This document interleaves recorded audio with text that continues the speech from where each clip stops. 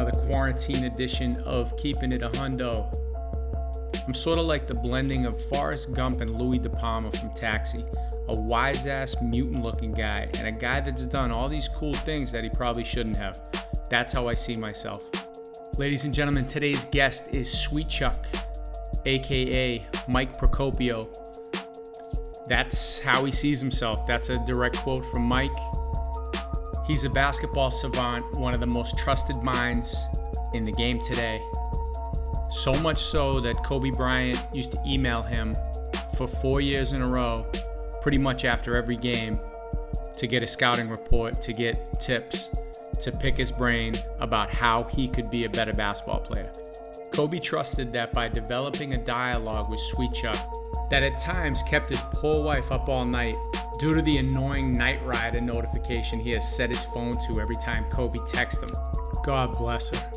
This led to Sweetchuck waddling back and forth from his 3-star hotel to Kobe's 5-star hotel during playoff series, sometimes as late as 4 or 5 a.m., culminating in 2010 when he flew Sweetchuck and Tim Grover, his trainer, out to LA to help him devise a plan to beat the Boston Celtics in the NBA Finals, and the Lakers did that.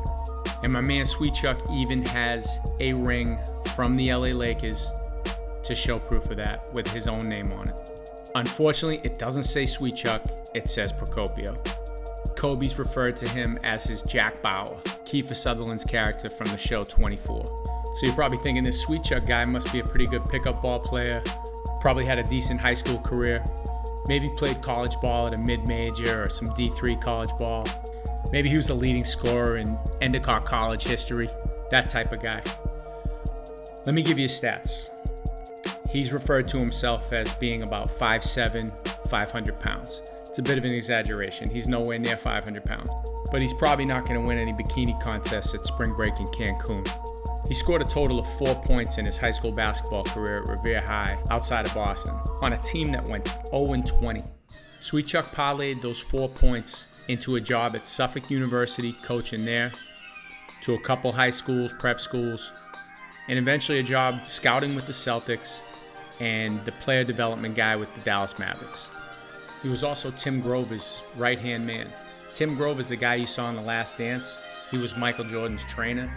He's the basketball trainer that all the basketball trainers you see on Instagram now are trying to copy. He's the original. And Sweetchuck ran the show for him at his facility in Chicago. He has close relationships with people like Kevin McHale, Danny Ainge, the late Kobe Bryant, Dirk Nowitzki, and Rajon Rondo. His close relationship with Rondo is part of the reason the Celtics traded for him in the 2006 draft. So my relationship with Sweetchuck, similar to Kobe's, was mostly over text or social media or the computer or what have you. We've met in person one time. It was about 10 years ago at a Stop and Shop in Revere. We have a lot of mutual friends. That's how I got his phone number. That's how we started communicating. I knew who he was from growing up, playing AAU, playing basketball in the Boston area. Sweetchuck was ubiquitous. He was working with BABC. He was working for Leo Papil. He lived a couple towns over from me. And he was close with a bunch of my friends, guys that played for him like Sean Shizneezy Conley. So I'd be with Conley, and maybe who else would be there? Porno Pete, Lukey Eats, K Betts, Bunny Bill, Johnny Raindelay. They all knew Sweetchuck. So we'd give Sweetchuck a call and just talk nonsense to him because the guy's a character. But he's also great because he knows everything about basketball, so you can just pick his brain. But the main thing is he was a character. Like most people from the Naughty North Shore, a real character. So before we get to the FaceTime Quarantine Sweetchuck podcast, scroll down underneath the podcasts for Keepin' It a Hundo and rate and review my podcast. That's very important for me. Stop what you're doing, do it now. Please, unless you're driving. If you're driving, pull over to the side of the road, put the hazard lights on, and then do it. I don't care if your quarantine mask is on or off. Doesn't matter. And one more thing before we get to the podcast. I've been going back and forth with my friends, videos, articles about the civil unrest going on in our country now, the racial divide, things are, they seem like they're getting really bad. It's giving me anxiety. How can this stuff continue to happen? It's 2020. I wish there was something I could do. I feel like I'm not doing enough. All I can say is don't contribute to this. Don't be one of the people who makes it worse. If you're not going to do anything to help, please don't do anything to hurt it. It's out of control. It's making me sick. It's giving me anxiety. And of course, I'm a white man, so I can only imagine what it's like to be a black man in America. All right, it's time for Sweetchuck. He told Kobe Bryant he doesn't want to be his friend and he doesn't want any of his money. This is my conversation with Mike Procopio, also known as Sweetchuck. I know you're not under anybody's thumb anymore, so. No, definitely not. So tell me what you're up to these days, because once you left the Mavs, I kind of lost track. I mean, I looked it up, but explain it. So I have a company that I've done since like 2009. It's called the Hoop Consultants. So basically, I consult high school, college, pro players and coaches. While I was with the Mavericks, I couldn't do players, but it's basically consultation service to sort of put them in the right direction. It centers around player development. How do you develop a player development program? How do you sort of maximize your players and their potential at any level? And then for players, it's just sort of guiding them through, how to get better as a, point guard, wing, post player, how to deal with coaches better, how to sort of silence the noise and focus themselves on going where they want to go, on the court, a little bit off the court. So now with not being affiliated with an NBA team, I could deal with any player or at any level, and it's not against any rules or guidelines or anything like that. So since I left the Mavericks, I've been doing that, full fledged, and then also I do.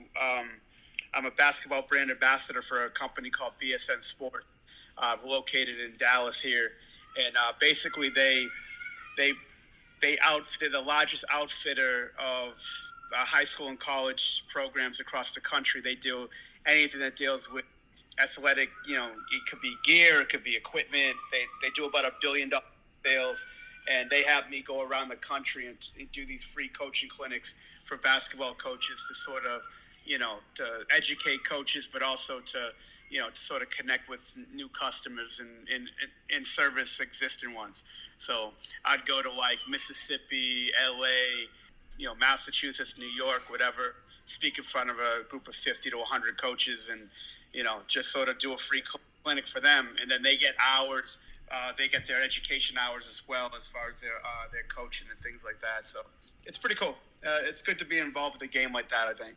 So what would you be doing if you weren't involved in basketball? Because you're a junkie. Like, I'm a pretty bad junkie, but you're like extreme junkie. That's a good question. I mean, basketball sort of brought me to so many places, right? Like, and sort of helped me in so many ways. I think back then, before I got into basketball, like if I went to Suffolk, graduated with business management degree, I'd probably be working at a bank somewhere. Just, I don't know how much aspiration I had back then as far as doing a lot of different things, helping people, and I think basketball sort of opened that up. But I'd probably be a bank somewhere at Sovereign Bank on Broadway, Revere or something, if I wasn't in basketball. Yeah, I was thinking banking or modeling.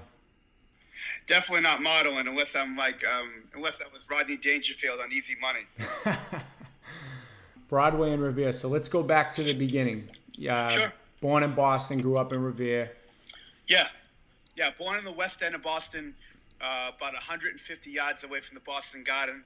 In my living room, that was my view from my living room window. I used to just sort of sit and watch that thing forever, just look at it. It was a great view. You could probably see the elevated trains from your window. Elevated trains were right next to me. So I was on Billerica Street, which is the Tip O'Neill building now. Yep. They knocked down my whole block to build it. And then I moved to Revere when I was 7. And, second grade, 7 years old, moving my mother, my dad, and my brother. And moved to Revere.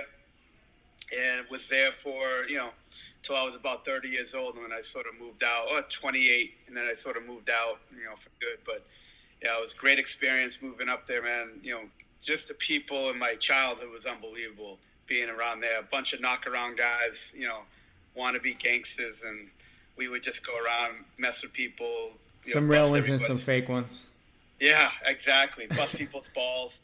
It was pretty fun. And then the people I got a chance to meet, when I was younger, I started keeping score in an outdoor league, Hill Park, off of Park Avenue, Revere. And that's sort of my first real sort of education in basketball, because it was men's league. It was a men's league. I was keeping score for 35-year-old guys, to 40-year-old guys, watching every level of basketball there. I mean, I was a junkie before then, basketball wise. Like it started real young. Yeah, I would say I probably started really liking the sport when I was about 8 years old, 7, 8 years old. Well, because we grew up at the perfect time for that in Boston with Bird and the Big Three and Yeah, Bird, the Big Three, and I was always infatuated with different types of teams, like LA, Philly, like Dr. J, and then but the other teams too. I was always sort of like the Clippers and the Mavericks and teams that you couldn't see on TV all the time. Yeah. It wasn't like it was now with all these, you could get any game anytime. It was like, oh, wow, what's the Clippers all about? Like Danny Manning and Hersey Hawkins. Well, Hersey Hawkins got drafted by them and traded to Philly, but those types of teams, the 88 Mavericks teams that almost beat the Lakers to go to the NBA Finals. Yeah. Hopper and Blackman in the black backcourt. Absolutely, my favorite team. I had a green corduroy Mavericks hat. I don't know where the hell I found it, but I always was infatuated with the teams that sort of took the other path. You know what I'm saying? Not the really good teams, sort of the up and coming teams. I always the Cavs in the East. Yeah, Ron Hopper and Doherty Elo and Doherty Price. and those guys. Yeah, Hot Rod Williams. I always liked sort of teams like that. Then I had a 7th grade teacher that would always give me basketball magazines and things like that, and I would always be sort of infatuated with different types of things. Hoop Scoop, looking at guys like Penny Hardaway in high school and reading about Eric Montross and Jamal Mashburn and being around Bill Curley in the Boston Shootout. So it was a weird time for that. I just sort of no internet or anything back then, obviously, so I sort of focused on just basketball, and going to things like the Boston Shootout, trying to find games, trying to just watch as much as I can.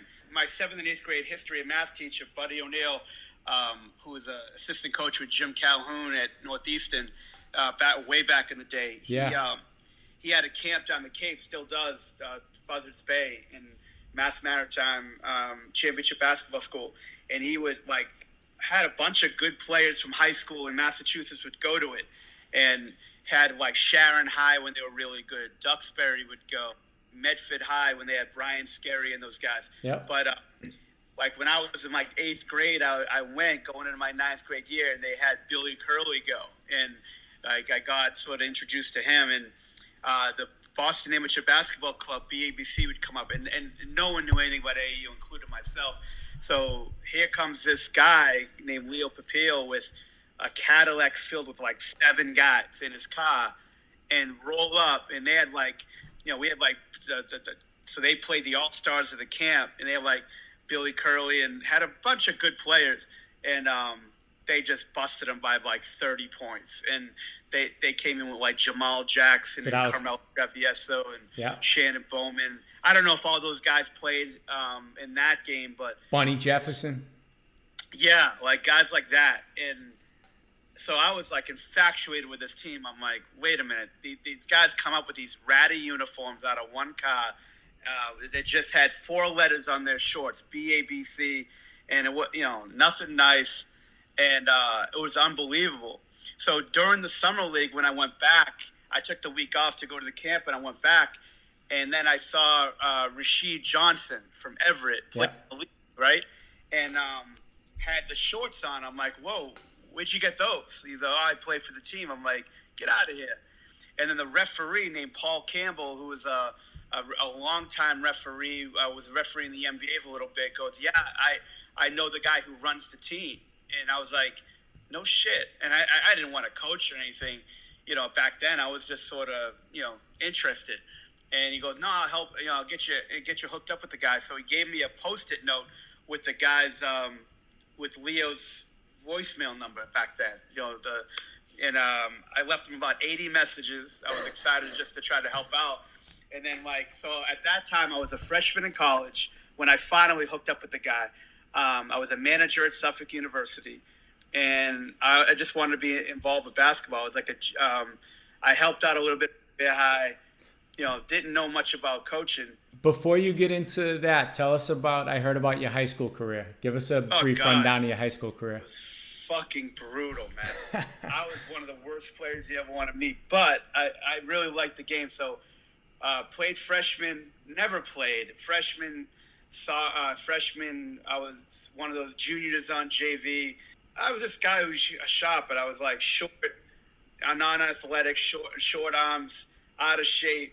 But I was just being around the game. Not bringing too much to the table, but your intensity. Except one liners, and I don't even know if intensity could definitely be challenged on that one. But yeah, just sort of like being with my friends. But were they keeping you on the team just because you loved hoops so much? Freshman year, maybe I was good enough to make it.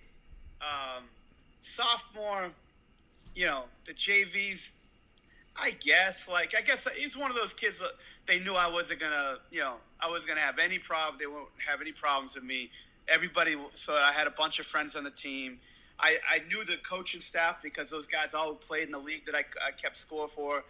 My junior year, I think they kept me just because I was like a mascot. And then the senior year definitely kept me because I was a mascot. And, I scored 4 points, 2 points against Waltham, elbow jumper, and then at Waltham, and then the last 2 points of the season against Winthrop High at I think. Yeah, it was at Winthrop High against Winthrop High. I love shooting in that gym, that little gym. Yeah. That Winthrop floater from the left side. Thought I was Rick Brunson when he played for the Temple. I used to wear champion basketball kicks because Brunson wore them in high school. First time I saw Brunson, I've heard about this thing called the Boston Shootout. Yep. And I would always I would read in the Boston Herald, and they would have these scores, and I'm like, wait a minute. It's fucking June. Season's almost over. My season is over. What do they have in Dallas and New Orleans? First of all, there's no New Orleans team in the NBA. And a friend of mine, Chris Rose, who really got me into paying attention to basketball. He was a guy who was always around the parks and stuff. He goes, no, it's this thing called the Boston Shootout. All these top high school players would go. And again, no YouTube back then, no internet, so you had no idea about who was ranked where and what, unless you got Hoop Scoop and that stuff. Yeah. So I'm like, all right, this sounds pretty cool. Let me go. My mother dropped me off at the Boston Garden and Causeway Street. I was a little early. And then, so I would grab something to eat at the McDonald's across the street on Causeway that's not there anymore. I would go in the gym, and it was all day. It was all day basketball. I had no idea who was playing, what time they were playing. Boston was in the finals against Atlanta. Atlanta really didn't have anybody, but during that time, Grant Hill was playing. There was a bunch of guys that were playing that were really good. And Boston played Atlanta in the finals. And they had Curly, I'm almost positive Curly was hurt, so he couldn't play. And so they had Brunson as a freshman. They had Shannon Bowman, Brunson. Undersized power forward, Bowman. Oh, yeah. I mean, which, if you read the stories about Bowman gave Rasheed Wallace 28 and 18 at the Sunny Hill tournament in Philly, and destroyed him, and also beat the shit out of him when Fairfield played North Carolina and the NCAAs in the first round. But so all these guys are playing, and then I saw Brunson, high top fade, something out of a Belle Biv DeVoe video, and but could really hoop, could really play, and just really, really mature as a freshman. And, back then, this is before Randy Livingston played as a freshman. You didn't really see many from asking people that was sitting around me, does this usually happen, a freshman play at a tournament like this? He goes, not that we really remember that a freshman ever really played. Yeah, my first year going to it was the next year when Livingston played as a freshman. And Ronnie Fields played as a freshman. Yeah. Yeah. But Ronnie Fields. And then what's his name too? The kid that got hurt that went to LSU in Kansas. Lester Earl. Lester Earl. Yeah. Lester Earl. Yep. I was at those ones. Yeah. No, it was a great time, man. And then, Brunson's the best, man. And then following him throughout his high school career, and then to Temple, and I'm a big fan of journeymen in the NBA. I like journeymen better than I like NBA All Stars for the most part. And just to sort of study how those guys make it every day. And then also when I was at the Mavericks, we had Jalen Brunson, for a year when I was with the team, and being able to talk to him about his dad, and just being around his dad for as long as I have, because of both coaching the NBA, both working for Nike in the summertime. So, just sort of getting a chance to know him a little bit. Rick Brunson's dad, or I think it was his foster dad or something. It was some guy who raised him in Salem that wasn't his real dad, but right. He was my first AAU coach I ever had. Oh, really? Yeah. What was his name? Mark Cass. I know the name, but I don't really know the guy. And we used to practice in the Salem Boys and Girls Club. And Neezy Conley was on my team. Really? And I was a 6th grader, and he was like a 4th grader. And it was like, who is this fucking 4th grader? Yeah. Knocking down, jumping. Yeah. I was starting at guard. We had a couple Lynn kids, a couple Beverly kids, couple Lynn kids, couple Salem kids. And Neezy comes in, and they put him starting at guard. And I'm like, this kid going to take my spot? This little 4th grader? Get out of here. And Unbelievable. That gym, though, was a carpeted rug, and the ceilings were so low you couldn't shoot from straight on. And we used to practice it. Salem Boys and Girls Club? Yeah, actually, I remember that because my brother played on travel team when he was in 7th and 8th grade, and we would go to the Boys and Girls Club. Yeah, for sure. Yeah. Exactly what you're talking about. So, yeah, some good Brunson ties. When did you leave Dallas? When did you leave the Mavericks? They left me July, probably like May 1st, middle April, May 1st of last year. Did Shamgod play you for your job, one-on-one? No. I knew Shamgod beat me for my job a long time ago. But doesn't he have basically the same position as you? He does. Shamgod's one of the best I've ever seen at dealing with players. And he's not like most players who just comes in, he's a player, and that's it. He just sort of rests on those things like, I played and that's it. Sham really knows how to teach the ball handling. And it's not just the moves, it's the simplicity of how he teaches, and to see results of any player that works on their ball handling with them. They brought him in first as a ball handling coach, but you could tell in 8 seconds that guy was going to be a monster in a good way in player development, because knowing how to deal with players and knowing how to get through to them, not just sort of resting on the loins of, I was an NBA player and leave it alone, or I was a great player in high school and leave it alone. But his ability just sort of to relate to players, get them on the court, just sort of knowing his lane, stays in his lane, and, very well respected. I mean, shit, when you get a fucking move named after you, players respect the shit out of that. And, he'll be in that league for as long as he wants to be. I mean, he's going to be really good. It's a completely different ball game when you got, and this is no disrespect to you at all, when he's trying to teach somebody, they're tuned in because this is Shamgod. Like, he has the credibility. You don't have it. You have to earn it.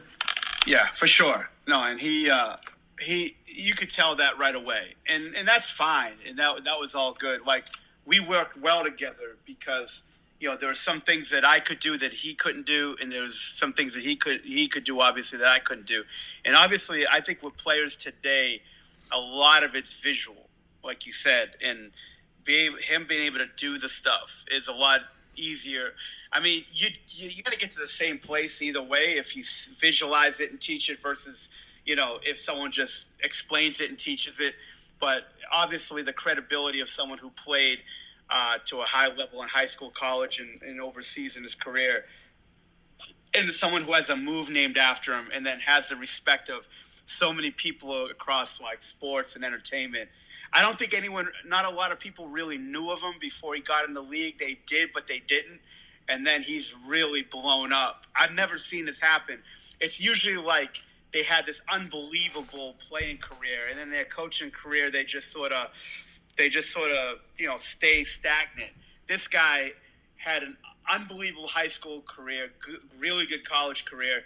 Obviously didn't have much of an NBA career, had a good overseas career, but like then with the moves and all these people, Chris Paul and Kevin Durant and all these guys using his stuff, and then obviously like all the notoriety he got through all the articles and things that were done after him, and then the Sham God move, and now I mean YouTube. I've never seen a guy that had more connections than Sham God in any arena, like Jay-Z, Drake, NBA players. Like the guy knows everybody. He's like around the Pope. I mean he's and I love the guy. I remember him in high school. I remember him in college. Never really was around him much. We had my first year with the Mavericks, we drafted Ricky Leto out of Providence. Yep. And Sham God was an assistant at Providence. And, I had a chance to, work out Ricky, and Sham was around. We went out to lunch and sort of kept in contact a little bit throughout then. And I really wanted to have him. We brought in another guy for a ball handling coach. And I remember talking to Mark about, hey, look, this guy's good, but Sham God's the real deal. And it took about a year, but then they finally brought him in, and I think that was one of their best hires they've had in a long time. So has he been there like 5 or 6 years now? I want to say Sham's been there going on 4 years. Okay. And you did what, 6 years there? 7 years? I did 6 years. Yep. Okay. I did 6 years. All right, let's do this like the Last Dance with MJ. We're in 2018, 2019 now. Let's bring it back to Suffolk. Okay, so you finish up your career at Revere. Yeah. You go to Suffolk. You're the team manager there. So I go to Suffolk. I was a team manager for 3 years, and then I was a JV coach. So under a guy. Well, first of all, the guy that was a head coach was a guy named Jim Nelson. Was the AD and coach. One of the more famous guys ever to work at Suffolk. Was there for 3 years. I went up for the head job at Revere High going into my senior year. And Leo Papil that I was working with the BABC had Rick Pitino call the AD at Revere High. Not a bad recommendation. Not a bad recommendation, but again, it's me you're talking about. So he calls up. Now, the guy, the AD there was a fixture at the school named Silvio Cella. And And Silvio Cella, football coach, was the son of the father of the current football coach at the time. Our friend's grandfather. Yeah, Silvio Cella. There's another guy in town that taught at Revere's public school system named Peter DiGiulio. He was a famous guy in the town, coached track, coached basketball, but was a practical jokester. So Patino calls and is like, I'd like to, Mr. Cella, I'd like to call on behalf of Mike Procopio. This is Rick Pitino, Kentucky Wildcats. And he goes, the first thing that Silvio Cella says is, goes, fuck you, DiGiulio, and hangs up on Rick Pitino. and he calls him back, and he goes, no, I'm really Rick Pitino. And it was hilarious. So he calls, and I still don't get the job. But I was a finalist, one of three. I figured he's a Paisan, calling another Paisan, and you're, It's me, though. It's me. But what were you, like 21, 22 at the time? Yeah, I was 21 years old. I was like 21 years old. And then, I did all this stuff in camps in the summertime. I worked like 10, 11 weeks of camp every summer. Coached with the BABC, helped out the BABC, did all these player workouts and stuff. But never really had a lot of experience. But knew a lot of people in Revere. So I didn't get it, but one of my close friends got it. His name was Tony Ferrulo. And we both said it throughout the process. Look, if you get it, I'll be your JV coach. And if you get it, I get it, you be my JV coach. So we sort of had that deal. Neither one of us got it. They gave it to some other guy. And then like a month later, he said no to it. He said, I can't do it. So this guy, Tony Ferrulo, got the head job, brought me in as his JV coach, was his JV coach for the year. This is like 1996, about to graduate Suffolk. So I graduate Suffolk. I got a job at this prep school called Notre Dame Prep in Fitchburg, Massachusetts. So I went out there and, stayed there for about a half a year. Didn't get along with the guy who ran the school. And What was your job out there? Assistant coach.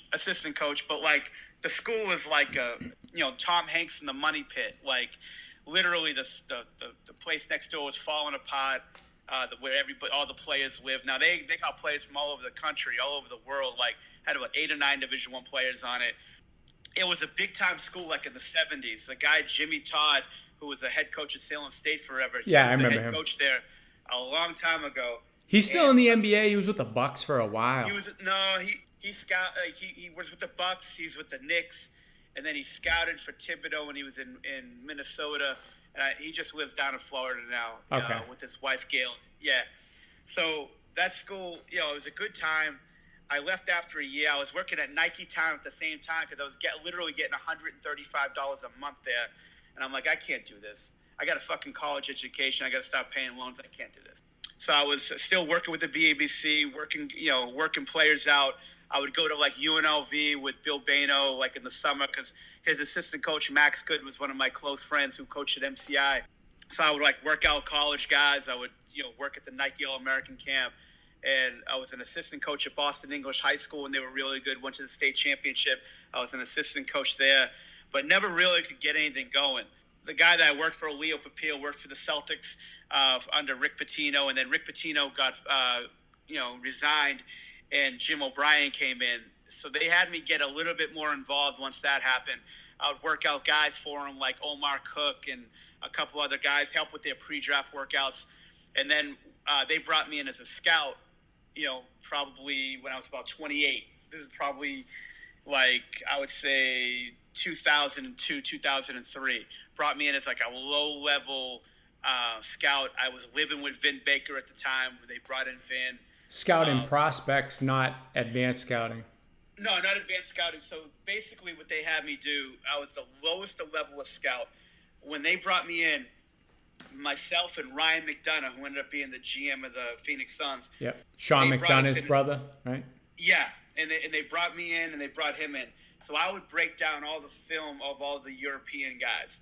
Like they had, like literally when I walked in, they had this desk of like 400 tapes that they never cataloged. This is the Darko Milicic draft.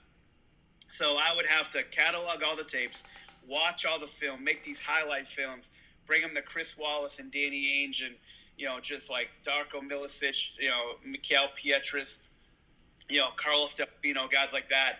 And it was great for me because, first of all, I'm a basketball junkie. Like, I loved, guys like, I loved college basketball back then, but, like, being able to break down this film of, Europeans, which, again, no YouTube, no Twitter, anything like that, so no one really knew. Games were in Spanish, had to figure that out.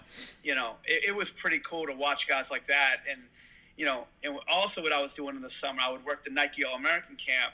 So Nike brought like 150 of their top players on the Nike circuit. And then they would also bring in college guys to work out with these coaches. And I was one of the coaches that helped with that. And so we had guys like Tim Duncan, Vince Carter, Luke Ridnour, Emeka Okafor. So they bring in these like first round, second round draft pick prospects. Former Keepin It a Hundo guest, Shea Cotton. Shea Cotton? No. So great story with that. So Shea, now again, this could be folklore or whatever, but my first year coaching the Nike All-American camp, I was 21. It was 1996. And I had a team. My team was okay. We had like the Collins twins, and we had John DePino who played at UMass. We had, Charlie Bell. We had a decent team. Well, I coached against Shea. Josh Pastner was his coach. Heavily favored against us. Shea, for some reason, had a problem with Josh Pastner. There was some words exchanged. Shea got suspended the day before, or the game before or whatever. And we ended up beating him by like 58 points. But I remember Shea Cotton, man. I mean, you're talking about a LeBron James at that point as far as his reputation. Yeah. Shea was one of those guys who was like, he was like a Bo Kimball, right? Like, could score his ass off, way more athletic than Bo, but like, could score his ass off. You would think, all right, he's going to do this, he's going to do that. But like, not a lot of explosiveness, could shoot, but not like, you could tell he could bully guys, strong kid. I coached against Shea when I was in the high school part. But then I sort of graduated onto the college, working out the college guys. But, getting a chance to see those guys before the draft and working out so many really good players, Channing Frye, all those Arizona guys, Gilbert Arenas. It was a pretty cool time. I talked to Shea the other day. It was his birthday, so I hit him up the other day. I think he's 40 now, 40 or 41. Crazy. I could tell. Yeah, that's about right. Yeah. Talk about a guy with a reputation. He was, again, before internet and all that stuff. But I mean, talk about a guy that was in Sports Illustrated and all this. I remember watching him at Nike, seeing him on like Scholastic Sports America. Yep. And then I saw him at St. Thomas More. Well, actually, I didn't. I went up to Winchendon to watch him play, and he didn't play. There were a lot of games that year he sort of played and then didn't play and all that. So. His whole career seemed to go like that. Yeah, for sure. Similar type player we mentioned earlier, Ronnie Fields. I was supposed to have on the podcast, and we miscommunicated. We were talking for a while, and we've been in touch since, but he showed up to do the podcast on the wrong day, or I don't know. I thought it was the wrong day. Oh, and boy. He's like, I'm here. Where you at? And I'm like, and we haven't reconnected since. And it's like, damn. Yeah. He was, talk about, especially the KG thing and him and, hey, talk about a guy wrong place, wrong time. He had Right. a lot of talent and, breaking his neck and all that stuff. I remember when I was scouting. So when I was with the Celtics, like I told you, I was helping out with the European stuff. That summer, I ended up getting hired by Tim Grover, to work out guys at his gym in Chicago. One of my best friends. Just to let the audience know that doesn't recognize the name, he's Michael Jordan's trainer. He's well known for training Kobe, Mike, Dwayne Wade. The list goes on. So a friend of mine, Dave Hopla, who's one of the best shooting coaches in the world. Shot doctor. Yeah, the best. I met him at the camp down the Cape when I was like 10 years old. I met him at Wayne Embry as a kid. There you go. Basketball camp. Speak everywhere. And he did these college camps in Chicago and Philly. So he had me come out and work, and we did it at Hoops to Gym.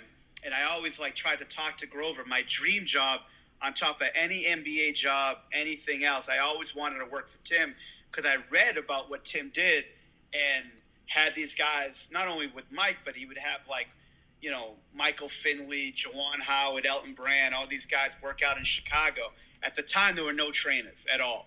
And to have NBA guys work in one place in the summer was pretty cool to me. And I remember reading about the dome that Michael had at the Space Jam and all these guys would play. I always thought that was pretty cool, like an Olympic training center for NBA guys. So we went in there in August, and there was nothing really going on. It was a weekend, and I would always try to talk to Tim, and I would never really get anywhere with it.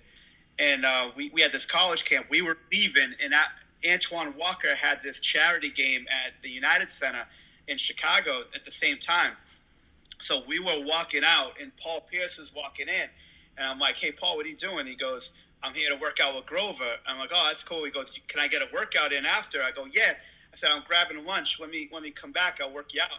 So I come back. Paul works out, and Tim's there watching. And you already had a relationship with Paul because of the Celtics. Yeah, with the Celtics. I was there for a year, and we sort of bumped into each other. Obviously, I was in the same office and things.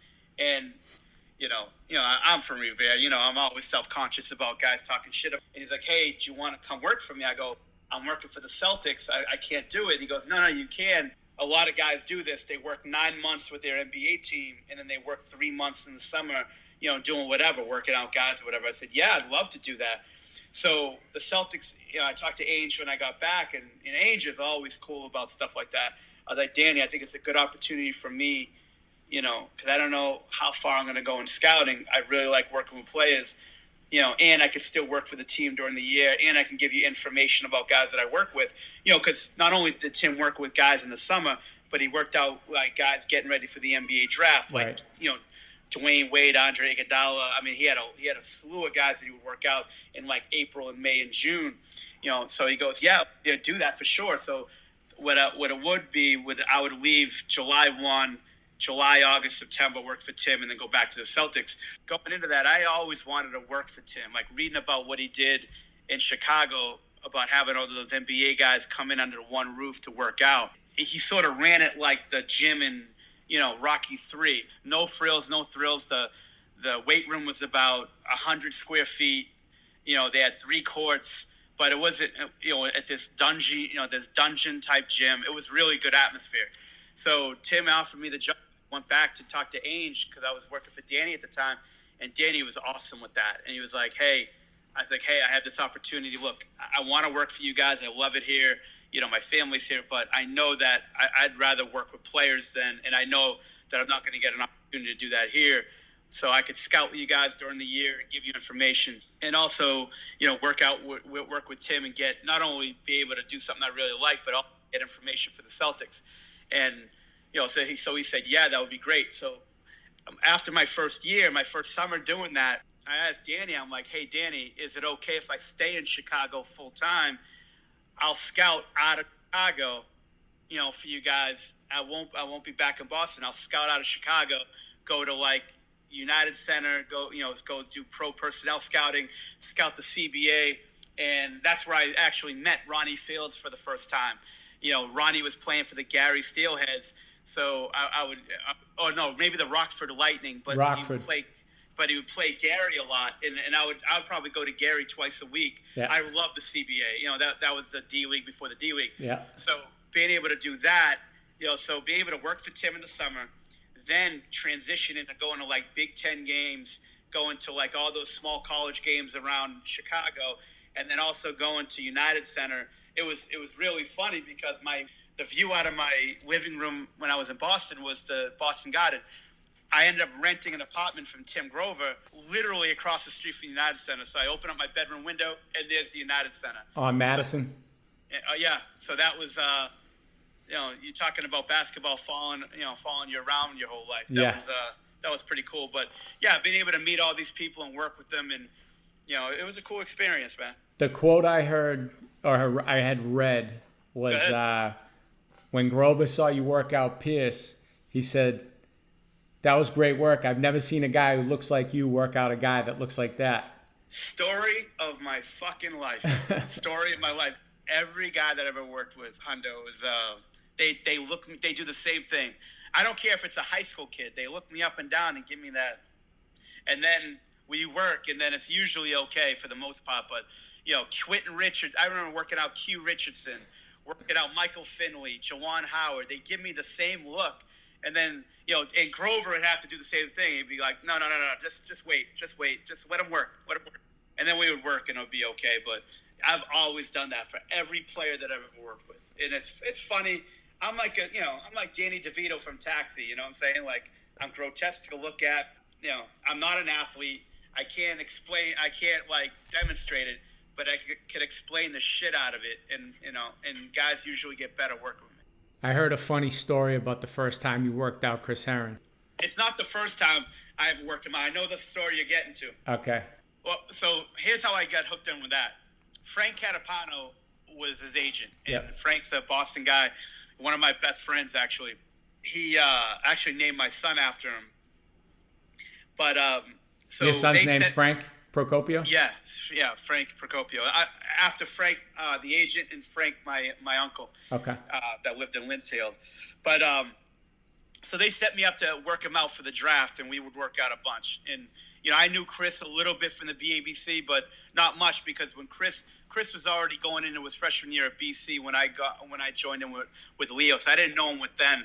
But I just sort of met him a couple of times. They sent me down to Fall River to work him out. So I was substitute teaching at Boston English, would drive every day to work out Chris to Fall River. And I love Fall River. Fall River, is an awesome spot. Show enough, your boy that you interviewed. You heard Show Enough? You heard that podcast? I love Show Enough. First of all, I heard the podcast. Second of all, I follow him on Facebook. The guy's one of the best follows in the history of mankind. He is. So I go down there and work him out. Are you talking about the barrel and the barrel story? So I'm not a big prop guy. I'm not like Carrot Top that has all this steam trunk of props to work a guy out with. But I ended up watching a couple of guys work, and they had these cones and barrels. And it's the only time I've ever done this in a workout. So I start putting these barrels in the cones, and he goes, Sweetchuck, before we fucking start this workout, I'm going to tell you one thing. If you even think about using those fucking these barrels, I'm going to fucking throw you in a barrel and roll you back down Route 24 to fucking Revere. You understand me? And I said, hey, I'm good. I'm good. Wow. So, Herren's the best. Working out Chris was great. Because he would call you out. It was funny. Like, I wasn't afraid ever working out Kobe that he would ever call me out. When I worked out Chris, what I really appreciated was if he thought something was bullshit, he would call you out.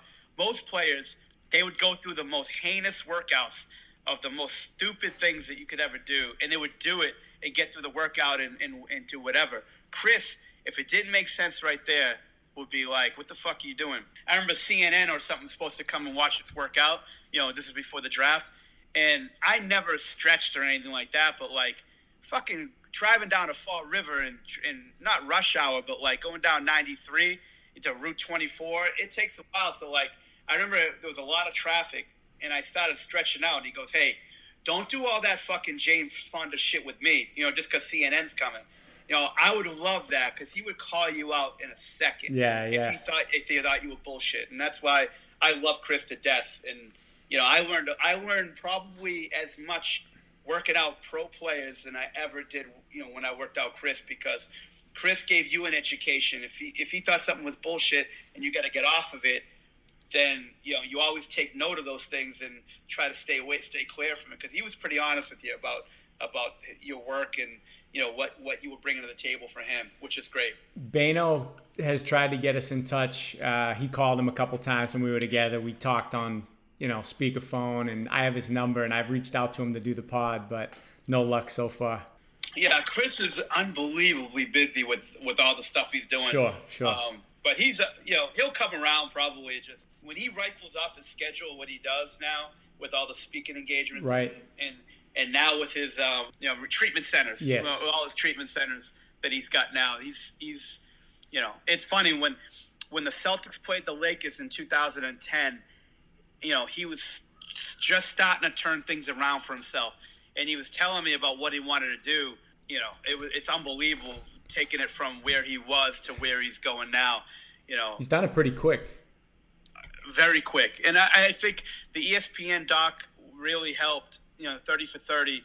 But then, so many people love Chris. Everybody wanted to see Chris be successful, not only as a player, because he's the most charismatic. You're talking about the Pied Piper.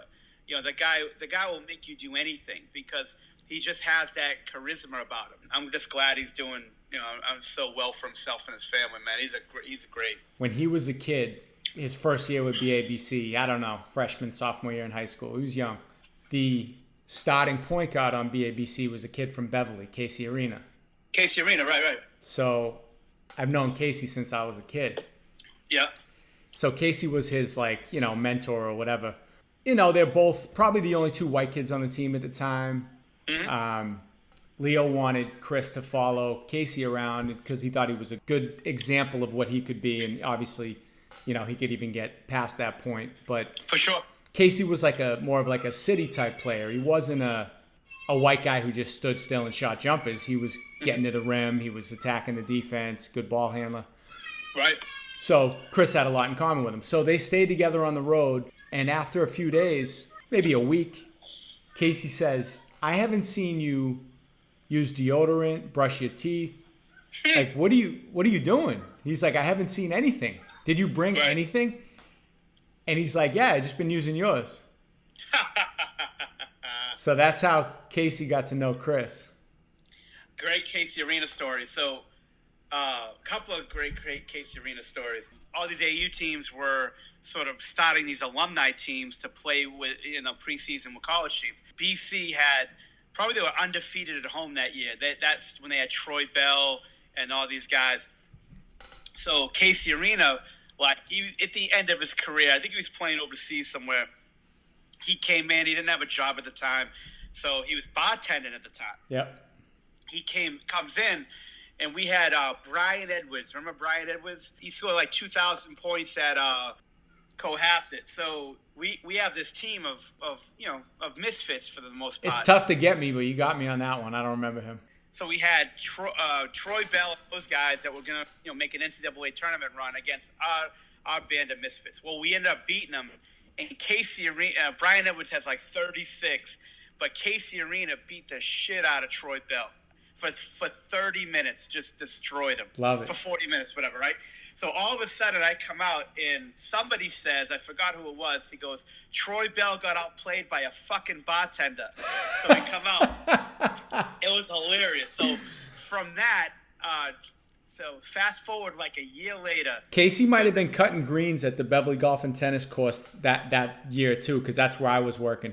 Without question. So I go down to Connecticut. I got hooked on with this Connecticut CBA team, the Connecticut Pride. They had like Kevin Ollie and those guys about a year before, and those guys ended up going to the NBA. But I go to this tryout camp, and Casey's at the end of his career. He goes, "This is it.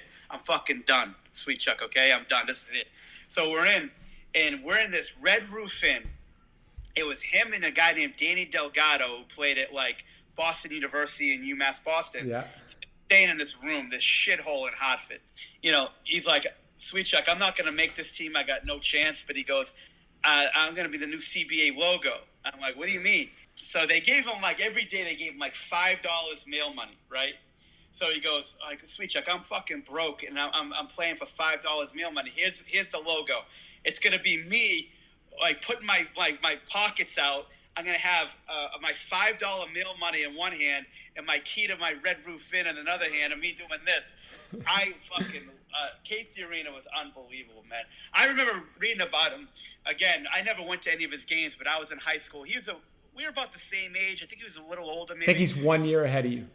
Yeah, so I would always read. I remember the Herald used to always have the high scores in the state, and this fucking guy was averaging like 30 a game, and he was one of the baddest motherfuckers. He was fun to watch, man. Really fun to watch. Yeah, it's just a funny kid. And the only Boston shootout game you can. There's like 4 Boston shootout games you can get online, and there's the one you can get. I think he played with like Carmelo Travieso and Jamal Jackson and those guys, but Casey was a bad man. Before I met Chris Herren, he might have been the baddest white dude I've ever heard about. Exactly. Yeah. And Billy Mandel. Billy Mandel, of course, of course. So I scout for the Celtics for a couple of years. So a couple off seasons, Ainge let me do that, where I was living in Chicago and scout for the Celtics. And then the NBA came up with this rule saying, look, you got to be either with a team or you got to train players. You can't do both, because it's just an unfair advantage for the NBA teams that have people do it. When you're trying to attract free agents and things, if you already develop these relationships with other NBA players from other teams and these college guys. So I had to make a decision between, working for the Celtics and working for Tim Grover, and I really didn't give it much thought. Tim, by far, was the best boss I've ever had. No offense to Danny Ainge or anybody else. I connected with Tim, in a way that I couldn't really explain, as far as like him trusting me, him sort of like giving me all this trust and this praise and letting me do my job. And I always wanted to work with players. So, Danny asked me, he said, "Look, what do you want to do? We want to keep you, but, obviously if you want to stay with Tim, please do that." And I ended up staying with Tim. And, I stayed with Tim for about 10 years total. And it was unbelievable. It was a great experience. And, Tim was the one who got me with Kobe. And again, he was working for Kobe, doing all his rehab with his knee, traveling with him, being his personal strength and conditioning coach, and just basically what he did with MJ. So they do the story in the New York Times. Michael Lewis, who wrote Moneyball, they did the story about how the Houston Rockets, who was the GM at the time, still is Daryl Morey, who worked in Boston for a year or two when I was there. And big analytics guy, like early analytics guy. Huge analytics guy, the godfather of analytics in basketball. So they had this. The story is based around this like statistical package they would give to Shane Battier before every game, especially when he played the Los Angeles Lakers, and basically how to shut Kobe down. Now they didn't shut him down; he would still have big games, but he was very inefficient against the Houston Rockets, probably against them more than any other team that he was most inefficient about. So I read the article. I read it a few times. Just want to get myself versed into it. So I met Kevin McHale through Danny Ainge. They were really close. There was a few times where Minnesota would practice at the Celtics facility in Waltham, and I'd be in the gym and just sort of get a chance to meet Kevin. And he was one of the biggest shit talkers ever, right? The best. No, the best. So like not only shit talkers, but he's all in a tomfoolery. Like never serious, ever serious. And I love that because I'm Mr. Jokester myself, like just love fucking around. So I met, but I wasn't really close to Kevin, but I met him a few times. So Grover had these season tickets with the Bulls, and he also had these passes to get in the back, like into the tunnel, for when the players come out. So, we would go to a bunch of games, and I remember going to a Minnesota game, and I saw McHale, and McHale goes, "When do you come into the house?" I'm like, "What the fuck are you talking about, Kevin?" He goes, no, I want you to come and hang out with the team a little bit. That's when he came out of the GM booth to be the coach. He's like, "No, I want you to hang around the team." I'm like, "All right, like whatever, we'll set it up." He goes, no, seriously, let's set it up. I was like, "All right, fuck." I asked Tim. Tim was like, "Go." So I go travel out to see Kevin and hang out for a week. They had like Kevin Love, Al Jefferson, Kevin Love. They had all these guys. So I'm there, and I get this call from Grover. This is what, like 08, 07? 08, no, this is 09. 09. And he goes, "Hey, Kobe's going to be calling you. Have you read this article about Kobe in New York Times?" I go, "Well, yeah, for sure. It's about a month ago, but I read it." And he goes, "Well, he's, he wants you to call. He's going to call you to talk about it." He doesn't call me. I said, "Tim, he's busy. Just have him email me or whatever, text me." So he emails me this thing about, "Hey, look, I got this article I read. It's pretty interesting. I just want to know. I want to get some intel around it, like about what they know about me, what other teams know about me." You had met Kobe several times before this. I met him one time. I was working for the Nike camps in the summer. They do these skill academies now. They got off the big camp, and they got off of these satellite position camps that they would do. And Kobe had his own, where they would invite the top high school players and the top college players to work out and compete at this camp. So Tim called me one day and said, "Hey, look, Kobe, I want you to work Kobe out. I want you to meet him." And I'm like, "Yeah, I'm at his camp. It works." So he goes, "Yeah, the car, I already got it set up. The car's gonna pick you up. The workout's at 5. We're gonna pick you up around 4:30." I'm thinking, I'm like, "Yeah, it's perfect. We got dinner at 6 or whatever. I could work him out, skip dinner." He goes, No, asshole. He goes, "The fucking workout's at 5 a.m. I'm like, "Oh fuck, all right, that changes things." So I'm like, "All right, cool." The car gets me at 4:30, and we get to UC Irvine about 4:45, and Kobe's already there getting shots up, and I'm like, "All right, cool." So again, he looks at me. And he looks me up and down. I'm like, "Oh, fuck, here we go." I had Chase Budinger with me, who was, All-American forward out of Arizona. And, Kobe wanted somebody to go against. Yeah. So we work out. So I worked him out once already, a couple hours. And then, it was pretty cool. I never really starstruck. The guy probably closest I've ever been starstruck around was Michael Jordan. But Kobe's probably a close second. And I wasn't starstruck or whatever. We did the workout. So I already met him once, and we never really talked. I gave him a statistical breakdown of his game. Grover asked me to do it, made him a DVD, did that, of MJ footwork, because I knew he was an MJ guy. Fast forward about a year, he goes through 09. This is like February or whatever, and I'm at McHale's house. I'm at the Minnesota practice facility actually. So I get this email from Kobe. And he was saying, "Look, this is it. I want you to get all this intel for me." I'm like, "All right, fuck, I'll do it." So I talked to McHale, because McHale, it was funny. I'd be breaking down film at McHale's house at 12 at night, just because I was bored. And he would be doing the same thing because he was coaching. So then I get this email from Kobe. So I start talking to McHale about Kobe. And, I said, "How would you stop him?" And he goes, "Well, you just got to force him into tough shots. There's nothing you could really do." The guys at the time was the best player in the game. So I got that intel. I got a couple more things from him. I call a bunch of friends of mine that are advanced scouts, assistant coaches, and they gave me the same thing. And I knew if I came back to him with that answer, if BABC and all this other stuff that I've ever done in basketball taught me anything, it wasn't really to be a smart coach. It was how to deal with players. Reading their pulse as far as what they're going to react to when you tell them a certain thing and how you say it.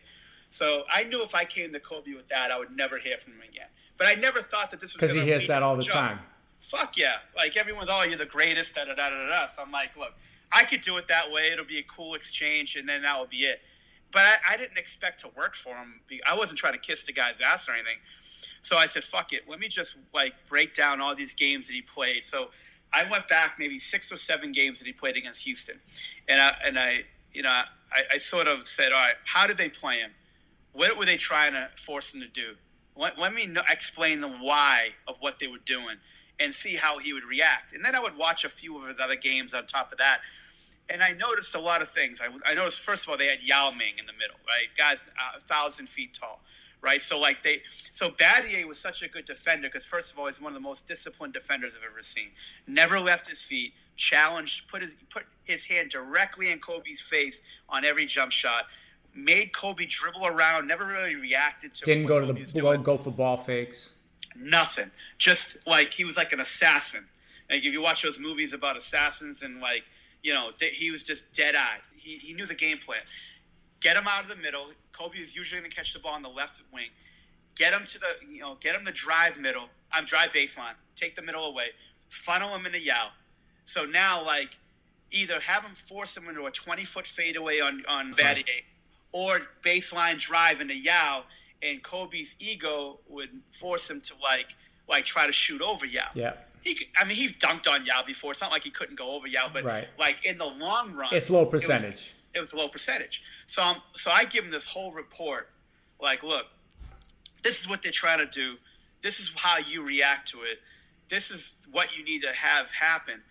First of all, Yao Ming is a hell of a defender in the paint, but he's one of the most overrated defenders of all time when you can get him away from the paint. He can't move. He's got cinder blocks for legs. I even used the analogy of like AC Earl, which, like, Kobe being the historian, he actually knew who AC Earl was. Yeah. But he's got cinder blocks for legs. He's like AC Earl. But you got to get him away from the basket and don't try to jump over him. You got to move him.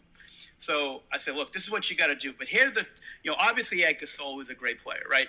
But I said, look, you're not using Gasol right, because you need to get Gasol on the move to get Yao on the move. You got to, like, when you drive and they collapse 4 to 5 guys on you going baseline from the help and from everybody else, you got to get power to make that 15-foot jumper on your side at the elbow. What's going to happen is he's either going to shoot and make, or he's going to catch it. Yao's going to have to come out, and he's going to just drive by him.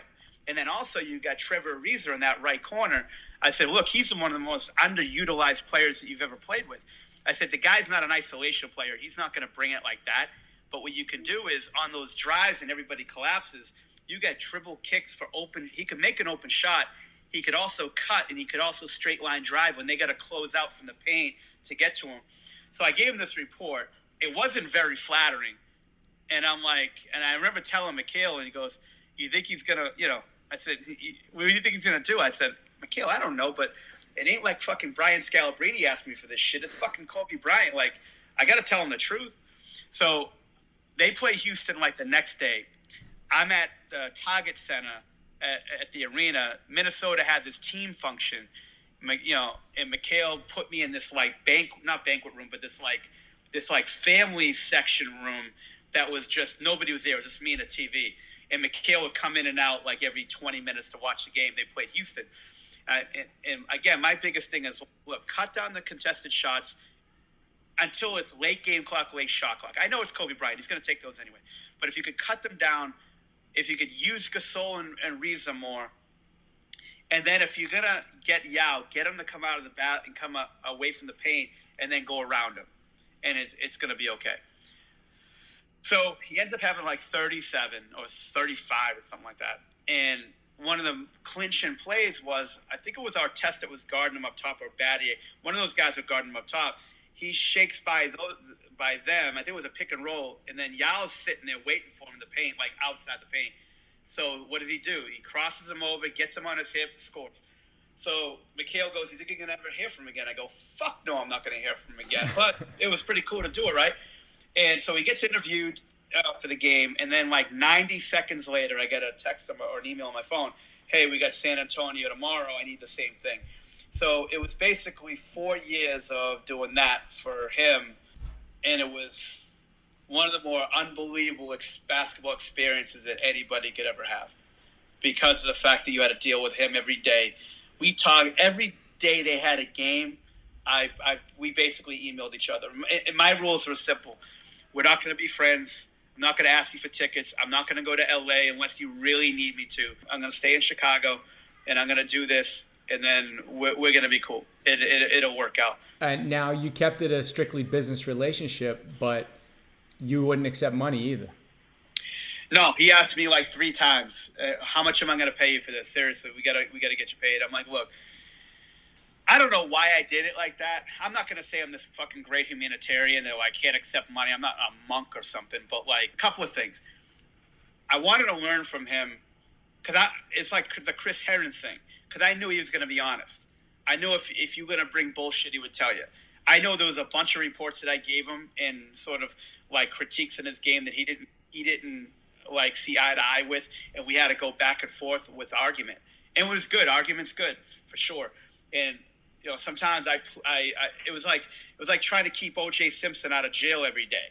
Like I felt as though I was on his defense team, and like you had to defend everything you said. Yeah. If you said something, you needed to show film to back it up. Yeah. And you needed to show evidence, and which was awesome for me. So I wanted to. But he's not dismissing you like this guy doesn't know shit. He's literally debating you on every single topic, and if you have proof of it, if you have visual evidence of it, I want to see it. Yeah, and then even if I did and he didn't agree with it, I'm cool with that. I don't want to split hairs. I'm not a guy to split hairs, Hundo. Like I don't split hairs. And like, look, if this isn't going anywhere, if we can't really see eye to eye on this point, we're cool. So look, that's how you see it. I'm cool with it. We're good. But we did that, and also with the money thing, I didn't want to chase him away because I didn't know what to ask him for. What was that worth? I didn't know what it was worth. Right. What if I said $100,000? He was like, "Fuck off," and he would hang up, and that was it. Right. Like you never know. I didn't know Kobe personally. I'd never say that. Like I know this guy so well personally. I know his basketball. I studied his game. We talk shit. We had a good relationship for sure, but it never crossed the line because Grover always taught me with clients, you never cross the line. You never look, you can't be their friend. You got to be someone they trust, and they can come to you with personal stuff, but you don't want to be like one of those guys that like ask for tickets, shoes, because here's the thing. Now you're skewed. First of all, they own you after that. Second of all, then like you can't go at them the way you want to go at them if you don't want to hurt their feelings. Yeah. So my thing was like that's the thing. I didn't want to chase them away, and B, like who else gets this education? I don't think there was a basketball guy that didn't work for the Lakers that was closer to this guy than me in his whole career, and that's pretty cool. And that is to be able to like have that relationship where you can go back and forth and talk basketball with not only a great player, because I've been around 1,000 great players that didn't know shit about basketball, couldn't have conversations with you about this stuff, and he can, and to be able to do that was really, really cool. And 2 championships, 09 and then 10. Speaking of that, I got a bone to pick with you. Sure, it's you and 1,000 other people, pal. So yeah, there you so go. Celtics, nice. You helped awesome. Kobe beat the Celtics in 2010. Yeah, that was pretty funny. You really relished that. Was that because of the fact that you worked for the Celtics and you weren't there with them anymore? Or? Nah, not at all. Not at all. It was just one of those things that just sort of perfectly worked out. Worked out. Like, so the Phoenix series was really tough to get to Boston. It was really tough. But then once they first of all, Oklahoma City was tough. Yeah. It was 2-2 in Oklahoma City, and Westbrook was a complete problem. Young OKC. I remember when God rest his soul, when Kobe passed, I must have had 3,000 to 4,000 emails that him and I went back and forth with. Yeah. And I remember the Oklahoma series, trying to get ready for Westbrook. Before Game 5, I remember being up till about 4 a.m, back and forth with Kobe, trying to come up with some type of a plan for Westbrook. And we were both going back and forth, and I'm like, look, let's do this. Let's both go over his turnovers. and see what happens with his turnovers and see where he makes his mistake. This is after breaking down tape forever. I'm like, look, let me isolate this. So I watched every turnover the guy had for a year and a half, even going back to UCLA. And at that time, most of his mistakes was when he put the ball in his left hand. And I think that's pretty easy to say for any play, right? Forcing to his left. Sure. But that wasn't something that really showed up on the film until you isolated his turnovers. And I started noticing that balls getting tipped, not as efficient pulling up, not as efficient finishing. So he doesn't shoot better going to his left? Most guys can pull up better to their left. Right-handed. Through experience, Hundo, yes, he can for sure. Back then, not as efficient. Okay. And he wasn't as smooth going to his left. He's not the polished player. He wasn't the polished player that he is today, or even 5 years ago. Sure. So I'm I remember the email. I'm like, KB, I think I got it. Left hand. You got to force him everything to his left. Watch this film I'm sending you. And he goes, I got it. I see it. And then if you watch the film, anytime he guarded him, he forced him to his left, and he made a lot of mistakes that game.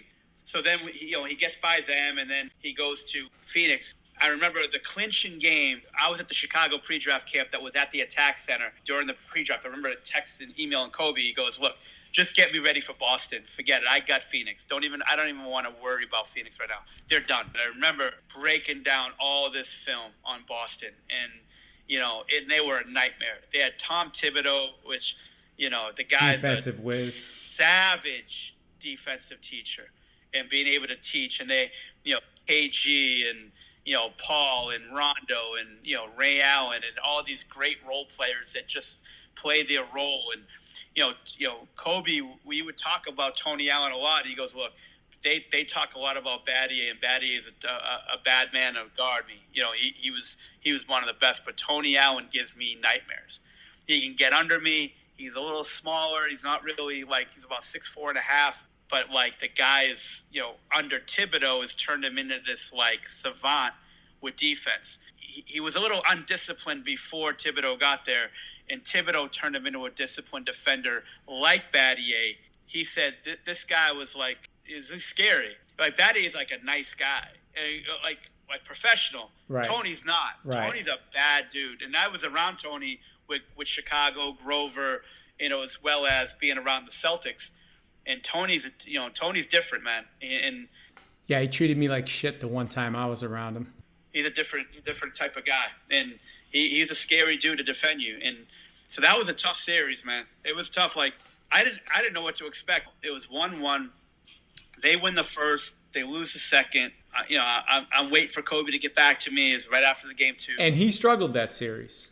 He did a lot. He struggled. And Gasol, first of all, Bynum was on one leg. They had they had KG and Rasheed Wallace, and they had Big Baby. It was a tough matchup. But I remember, I'd never traveled with Kobe up to that point. And I remember him saying, "Hey, I need you and Grover here. Let's go." Because the guy's a fucking nightmare. God rest his soul. He could be a nightmare, texting you all night about stuff, right? So I had it. I said, look, if someone's going to haunt my dreams, I want the perfect ringtone for him.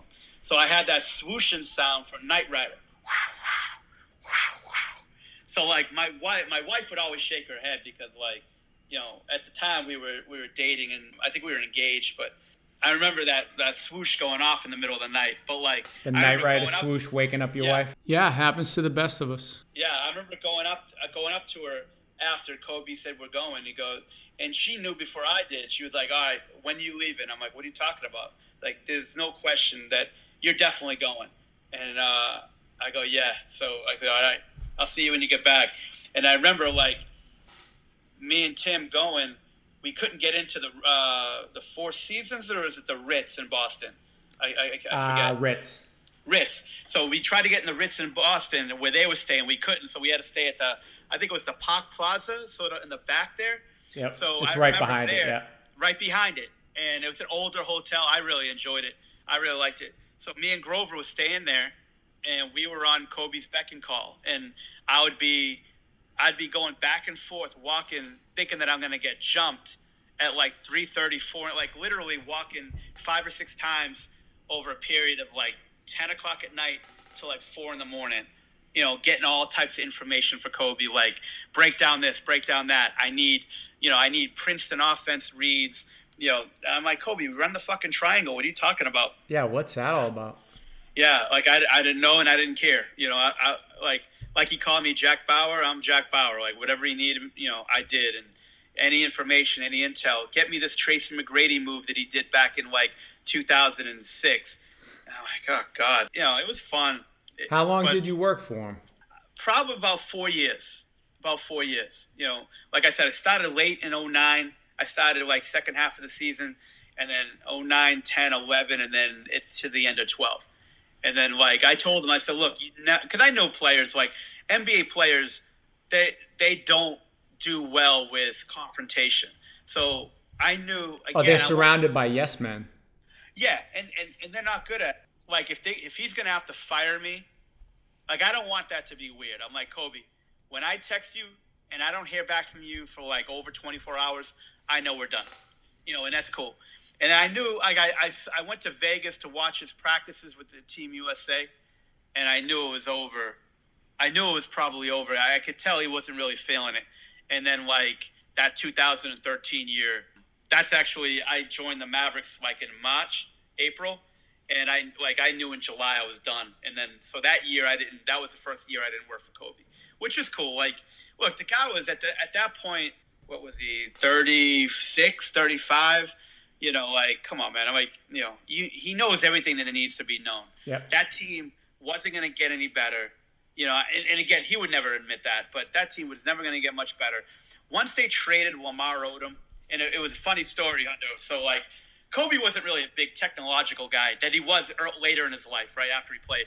Going out of the lockout in 2011, he brought me and Tim Grover to LA to be with him for like 10 days, or until the lockout was over. The lockout was about to be over about a week or so. So he brought us out there and he put us up at Pelican Hill. You ever go down to Pelican Hill? No. Place is amazing, like amazing. So he had us coming out. He wanted me to go over his plays because Mike Brown just took over the Lakers. He wanted to go over Mike Brown stuff that like they ran in San Antonio because he was a San Antonio guy. So, and he wanted to work out. So I never really worked out Kobe besides that one time before.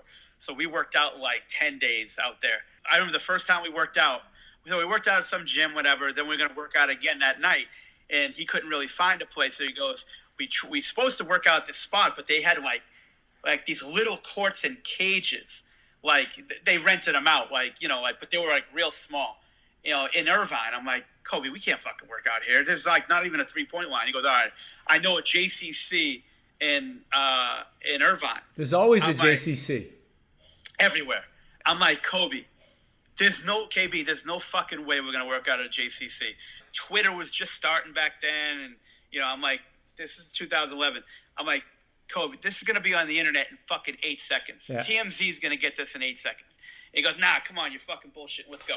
So we pull up to the JCC. They let us go in back. He makes like 2 phone calls to a security team, and he gets us in the back.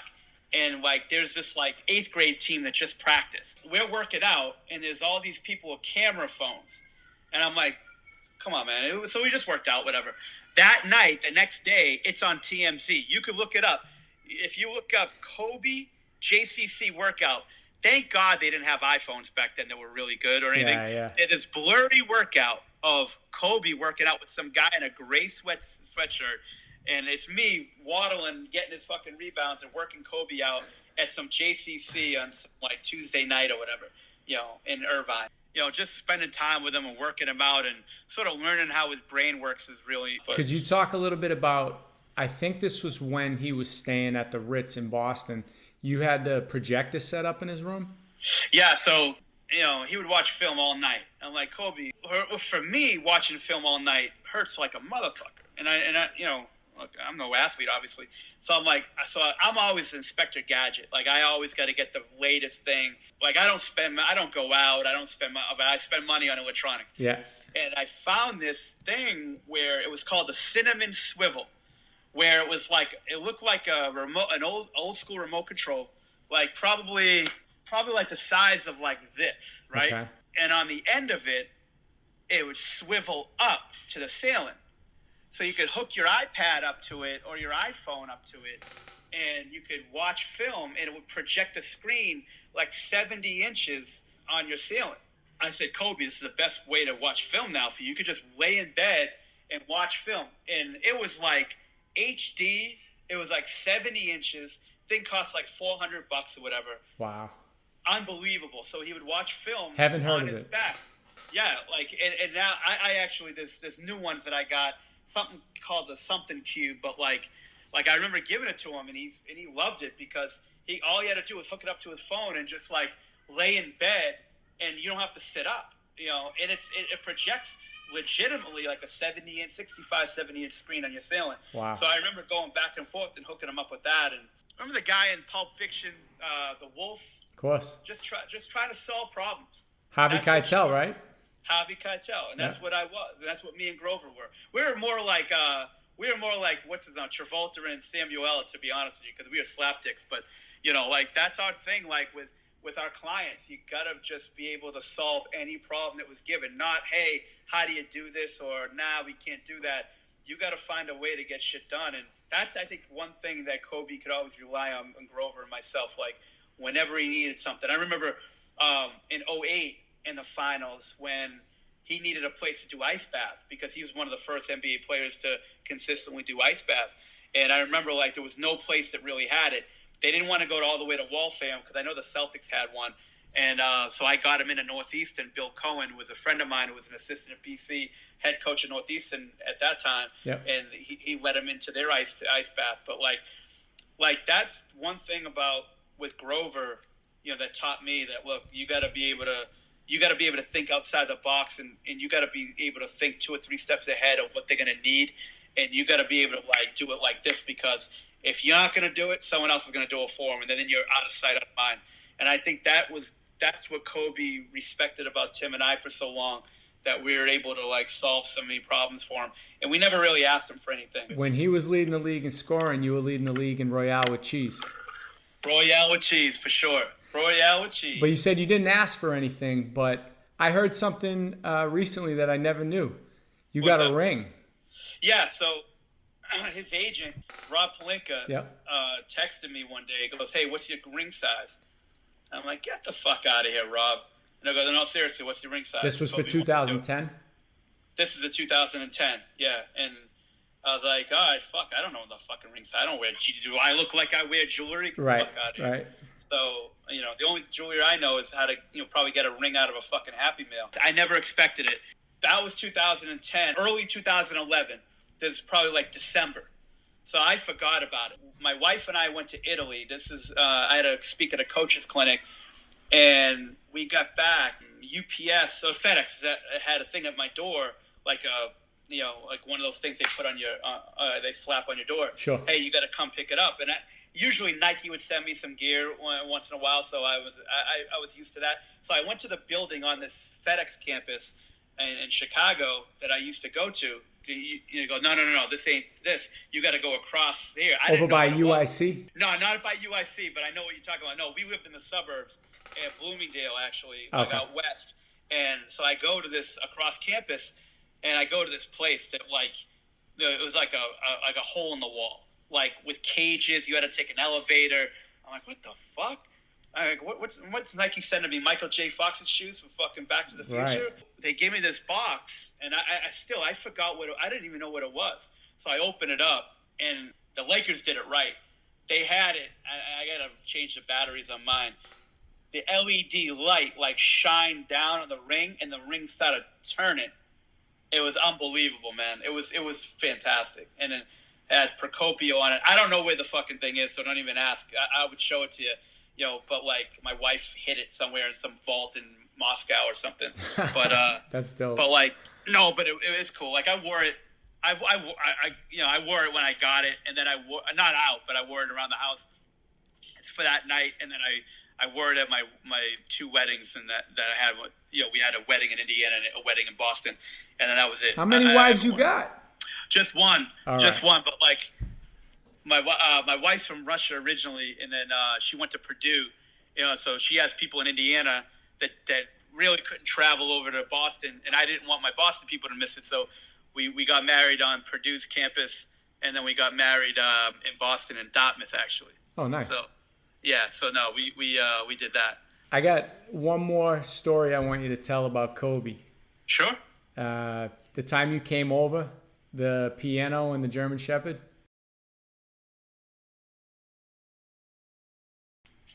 The time when we went over to sort of in 2011 to Pelican Hill, he had a play. He lived in Irvine, not Irvine, but Newport Beach. Newport Beach. Yeah, so he has a place wherever. I never went there, but he also had houses. He had a house in Pelican Hill, so probably because when he was working out or training, maybe he wanted to stay there. I'm not sure. So he calls me up to his house, and I'm like, all right, fuck it, let me go. It's just me. I think he set Grover up that day to go to Disneyland, with his family, and so I went to Kobe's house. I'm by myself. So he had this German Shepherd. I forgot what the German Shepherd's name was, but he had this German Shepherd, and I'm a huge dog guy. And this dog was afraid of everything. I was at his house a couple of times, and he was like afraid of everything. And I'm like, and he was just like whining all the time and just walking. And we go, and I'm like, KB, what the fuck's going on with this dog, man? And he goes, no, don't fuck with that dog. He goes, I bought it from the DEA. The DEA guy trained it for me. I said, it only listens to commands in like Croatian or Spanish. I think it was Croatian. And he goes, I go, what? He goes, I had like 3 commands that I could have it. One would jump and stomp on you, like, and put his paws like where you can't move. The second was to put his teeth. His teeth on your neck. And the third one is to actually bite.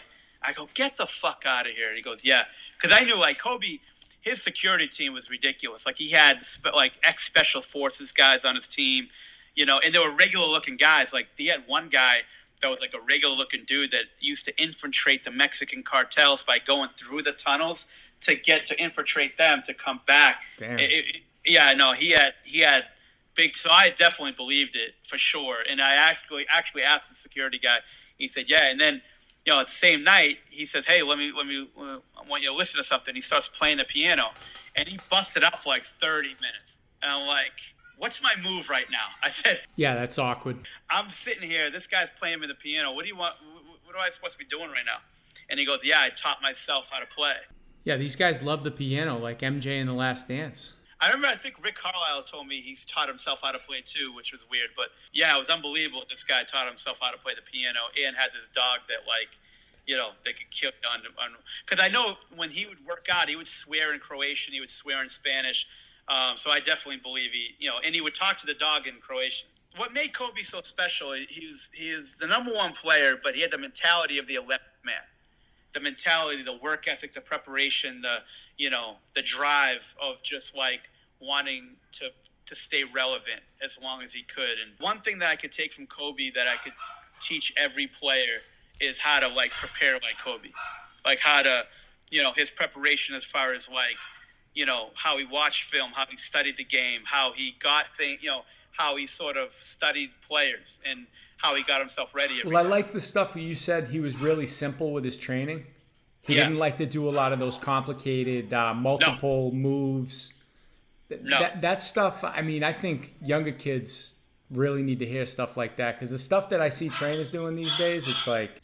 Yeah, not all I never, like, in any group of people, I never really like to, like, group people into one group. But Sure. Most, the trainers that you're talking about, they're like dope dealers. They're like crack dealers because they get them in the back of their head saying, look, your coach is really trying to mess with your game. Like, you're really an all-star, and he doesn't even see it, but you need to be doing this. I don't care what your coach is telling you. You got to be doing this. Yeah. And look, what are you going to do when you're like a 13-year-old, 14-year-old kid with a parent that thinks he should be playing at UCLA? Like, and like, yeah, I should be doing that, step back Luka Doncic is doing, like, from 42 feet. You're right. And he can't even make a 9-foot shot. And I think that, if anybody could, like, I'm not one of those guys that videotapes my workouts and stuff like that and puts stuff on YouTube. Yeah. But to tell you the truth, I wish I did with the Kobe stuff, just to be able to, like, have players and coaches watch. To see what his workouts looked like. Yeah. I mean, they were just very basic. They were simple. He would stay on one spot for 4 or 5 minutes if it didn't feel right. He wanted it to feel right. He wanted it to be something he'd use in a game. Excuse me, he could use any move in a game. Like, he was Kobe Bryant, but he wanted to make sure his simple stuff was taken care of. That one dribble pull-up. He gave that one dribble pull-up more attention, 5 times as much as attention as he used that fadeaway that he worked on. And he worked on everything, but he would work on the simple stuff. The ball handling was basic, though, stationary ball handling, just to make sure he's a strong ball handler. A list of questions here. This is Go ahead, man. What I like to call the Keeping It a Hundo segment. You got a Bano story? Not really. He was elusive when he was around me. He was younger when he was around me, not as polished. Yeah, younger meaning he was still using. He was I don't know still about saucing. that. Yeah, but the guy, he was always around the BABC when he was at UMass. I remember he always wear the hat down, like cool looking dude. And then when he got to UNLV, I spent a little time around him. Although I remember Leo Papil when he won a championship. Won Vegas, actually, when Vegas was actually good with the AU stuff. There was 64 teams. Yeah. And Leo Papil left a famous message for somebody. I forgot who he left it for, but he would say, Bill Bano says, Eggy McRae, 10-year NBA pro with jump shot. Eggy McRae with jump shot, 10-year NBA pro. But that was the only real Bano story I had. Eggy McRae, yes. Boston legend. Any Grover stories or MJ combined with Grover stories? You've been around him a couple times. Yeah, I'm around. I worked his camp in Santa Barbara, so his camp in Santa Barbara was cool as shit. Is that the one where LeBron played with Jordan? Yeah, so I was there for that. So what happened was, one of my mentors is George Raveling, who coached at USC. Has Malcolm, has Martin Luther King's speech. Big Nike guy too, right? Huge Nike guy, and he got me in a Nike All-American camp. Well, his son ran the Jordan camp at Jordan Flight School. It was this camp in Santa Barbara where all these non-players would play, and all these Montana would send his kid, Will Smith would send his kid, Little Bow Wow went, all that stuff. It was $750 a week. You would get 750 kids for 2 sessions.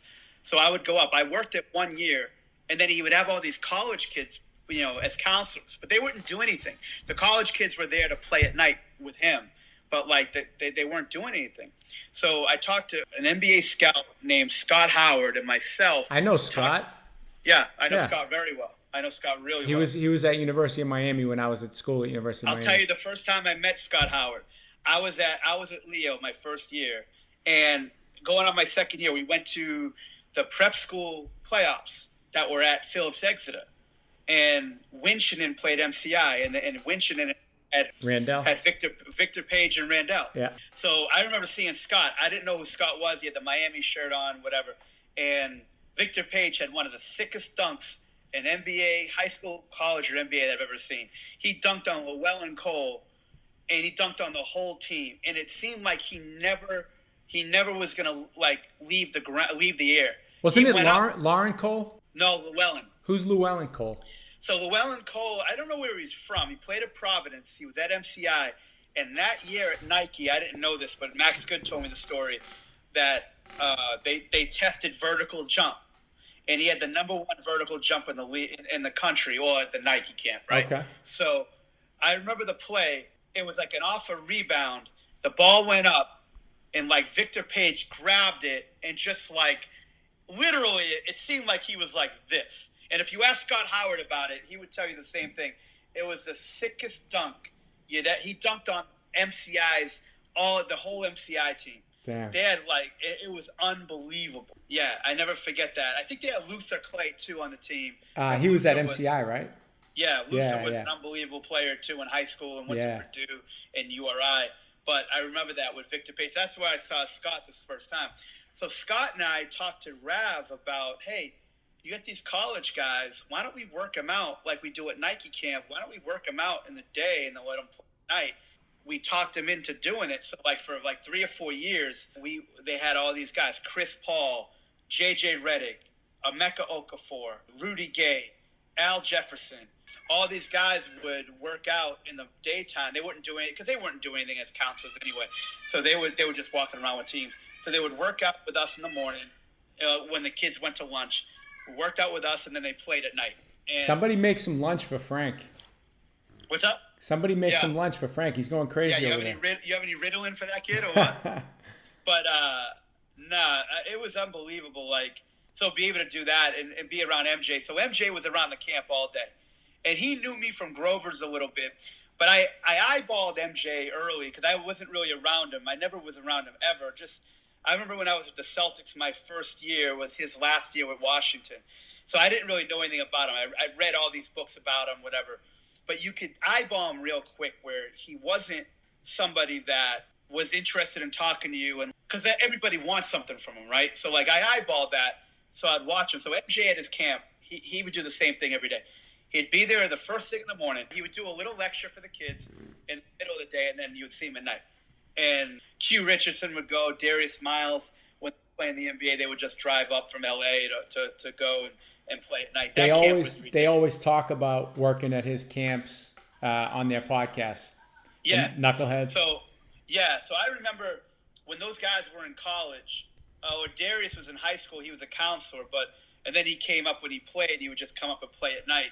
He had Alonzo Mourning come up, Jawan Howard would come up and play. Take a team photo with MJ, and also at the end of the week, you can get one thing signed by MJ. Anything you want. They had oil paintings, jerseys, shoes. It was amazing that all the collectors in the neighborhood would know, or from all over the country would know when that day was where people were going to get their autographs, because you would see them like 500 yards, 1,000 yards from the gym. Yeah. And they would have one shoe in their hand, and they would offer you like $300 cash to get your autograph signed. And then MJ would be in this room with a stack of Sharpie pens. Yeah. And then, like, every kid in the camp, they would rotate it. Every kid in the camp would go through. There was a door in, door out, and the room was like, 500 square feet. And they would just walk in, sign, walk out. And then they would have the guy from Donruss give you the certificate of authenticity. Yeah. Anybody that would walk in, you would definitely tell that, like, oh, this is fake, like fake gear. This is he would know fake jerseys versus real jerseys. He would know that if somebody got money for collectors to sign it, he goes, I hope you got at least 500 for this. And they would have no idea. I remember asking him, I said, MJ, do you mind if we talk about footwork? So right away he goes, what, footwear? Like I wanted free shoes. I go, no. Like footwork. So like almost every night, like when the kids were taking attendance, MJ would be there, like the night session. I would always go up to him and I would ask him something different about his footwork. Because I knew if I went up to him and I asked him about his favorite movie or this or that, the guy would just like brush me off and I would never talk to the guy. A lot like Kobe. But asking him a question that he was so passionate about, what people don't understand is his passion for teaching. Now, the way he did it was different, and he was a little harsh with that stuff, but like he was very passionate about teaching. If he thought you were working at it and you weren't just bullshitting him, like a lot of guys would ask about footwork, but not really care. They just wanted a conversation with Michael Jordan because they were weak in the knees like everybody else was around him. But if you asked him a question that like was legit, and like I always had a notebook with me, and he would always watch me like break. Like I remember that store at Logan Airport and all these airports you could rent like DVDs from. Aviation, I think they call it, whatever. Yeah. So I remember buying one. I had my tax refund, and I bought like a personal DVD player, and I would always be around camp with this thing watching like Paul Pierce's footwork, like always rewinding it. So he'd always watch me. He would always see me like breaking down film, or like he knew that I actually cared about that, and he knew me from Grover. So like that's the only thing we had conversations about, whatever. But like I remember walking. Doing my little walk in the morning around 6:30 around the Santa Barbara campus. It was a UCSB, and watching MJ on his motorcycle. Now he had a helmet on in pink, but like that, you knew it was him. He was into motorcycles back then. I remember him giving me the peace sign from about 200 yards away, and then like doing like 80 down the main street in Santa Barbara. But I won't tell you the client, but my Grover story. This is why I love Tim. Tim's rates back then were about $36,000 a year to work out with Tim for the summer, something like that, 30 to 36,000. 10 to 12 grand a month, something like that. Yeah, to work with him, and back then it was a lot of money, but you got the service. Like when you walked in, the gym wasn't like I said, it was a dungeon, like the first gym that you worked out of. But you got your trainer to work with you in the weight room. Tim would make you a shake. You would have you would work out with me on the court first. Then you would go upstairs to work with Tim in his staff to work on the weights. Then they would make you a shake, supplements, whatever, and then you would come back at like 2:00 and everybody would come back to play. Now he had like NBA referees. He'd pay NBA referees to ref the games, scoreboard, shot clock. I mean, it was professionally done. Tim, the one thing about Tim was total professional. Well, he had a client that was an NBA All-Star that was just moody, complaining about everything, blah, blah, blah, blah, blah, blah, complaining about the referees. I got someone in my head, but I'll let you go. Yeah, well, I'm going to go to the grave not telling you who it is, so don't worry about it. Okay. But finally, Tim was he brought the guy's check out that he just gave him for $36,000, and he just ripped it up and he gave it to him. And he goes, this ain't how I fucking do business. I said, you come in here to work, or you ain't coming in at all. And this is an NBA All-Star, right? No one really trained players back then, and now you're telling an NBA All-Star basically to fuck off because he wasn't doing it right. And then he just walked away, and the next day the guy apologized, asked to be back in camp, and you let him back. Okay. But that's the thing about Tim. He didn't care. You act professional, or he didn't really want anything in part of it. And then there were places like IMG popping up, and NBA, and our clients would always say, "Hey, I'm thinking about going out there just to work and see how it is." He would go ahead, go see how it's like. And they were like, "Really?" I'm like, "Yeah." So look, if someone's better, let us know. Yeah. And they would back, and I was like, "Nah, that wasn't for me." And then we would always ask them. I remember asking Larry Hughes, say Larry, you went over the train. What's the difference? He goes, that place is like a country club. This place is like Shawshank, and I needed to be like Shawshank because it challenged you every day. Yeah. Yeah, because we worked the shit out of those guys. Like I said, it wasn't pretty. The gym wasn't pretty to look at. The weight room was small, bandbox, had a fan in it. You sweated your ass off, but you got 100% of what you needed in the weight room, on the court, supplements, advice. All types of players worked in there. Mostly NBA players. We had overseas guys like Tommy Kleinschmidt and guys like that would work with us. Local guy. Yeah, and, we had a Rashad Griffith worked with us. That never made the NBA but played overseas for a little bit. Yep. So we had every type of NBA player that you would, every type of professional player work with us. Actually, one of my good friends who's been on the podcast, he worked out with him, and he was a baseball guy. Cesar Carrillo. Oh, okay. I don't know him. He was a first-round pick baseball player out of Miami, and he used to go there and work out with Tim. I always thought our staff was, remember the staff from Armageddon, the oil guys, all those misfits, and that's like our staff. Our staff were like derelicts. We worked hard. Bunch of oil drillers. We were a bunch of oil drillers, but when we went to work, But then we scattered when you couldn't find us. We were like Bin Laden trying to find us, for God's sakes. Now I'm not saying the work isn't as good or whatever, but now it's just watered down. Anybody with an Instagram account could be a trainer these days. Right. Back then it was just us, and it was Joe Abunassar and us. And that was really it. And Joe, we respect the shit out of Joe, and Joe does a great job in Vegas with his guys now, but that was it. And we respected each other. Now there's 1,000 people doing it, and it just sort of watered us down. I think that whole industry is a little bit tough. I'd rather work out guys who are playing overseas now because there's just too much infighting. There's too much fighting over clients, stealing clients. Yeah. I would just rather work with somebody who wants to get better. What can you tell us about Dirk Nowitzki that we might not know? You spent, a good amount of time with Dirk. He's the biggest practical jokester you'd ever want to meet. Not only does he dish it out, but he can take it. He takes it. He took it from me more than anybody else. But he was just a cool guy like that. When I got there, he was sort of on the not the downside. He was sort of getting to the downside of his career. It was 2013. Yeah. So I wasn't there with young Dirk and how he worked out and all that stuff. But spending time with the guy, just messing around with him, and that's how I sort of got in close with him. Not close, but again, just like an MJ or Kobe, if you didn't bring anything to the table, he'd just be lukewarm there. But going at him about his age and how unathletic he was and all that stuff, and then he went back at me about my weight. I got brought into the office, and Carlisle told me I had to calm it down because him and I would go at it. Him and I would go at it every day, in our pregame, not our workout, but our workout too. But in the locker room, we always watch film at like 40 on the clock, but from like 49 to 40 on the clock before the coaches came in, him and I would just go at it. All the players would join in, and we would do things. We would bust each other's balls. It was great. I mean, he's fantastic, but unlike most NBA players, he's super loyal to the people that take care of him, loyal to his organization, loyal to his city. I mean, he could have easily left and joined super teams and stuff like that. Yeah. And I don't blame players for doing that if that's what they want to do. But like for him to stay in the city and literally like play for $10 million under what his value was for years to make Dallas better. I mean, that's like old school stuff that you saw like, Tom Brady and stuff do, like renegotiate their contract to get more players in. Tim Duncan did that. You just don't see players doing that. Right. I feel like the only person who still has a chance to maybe do that is Steph. Like, who else is going to stay with their team for 20 years now? I don't know if it's going to happen. Yeah. We didn't touch on this earlier. We got sidetracked. Sure. You lived with Vin Baker for a little bit.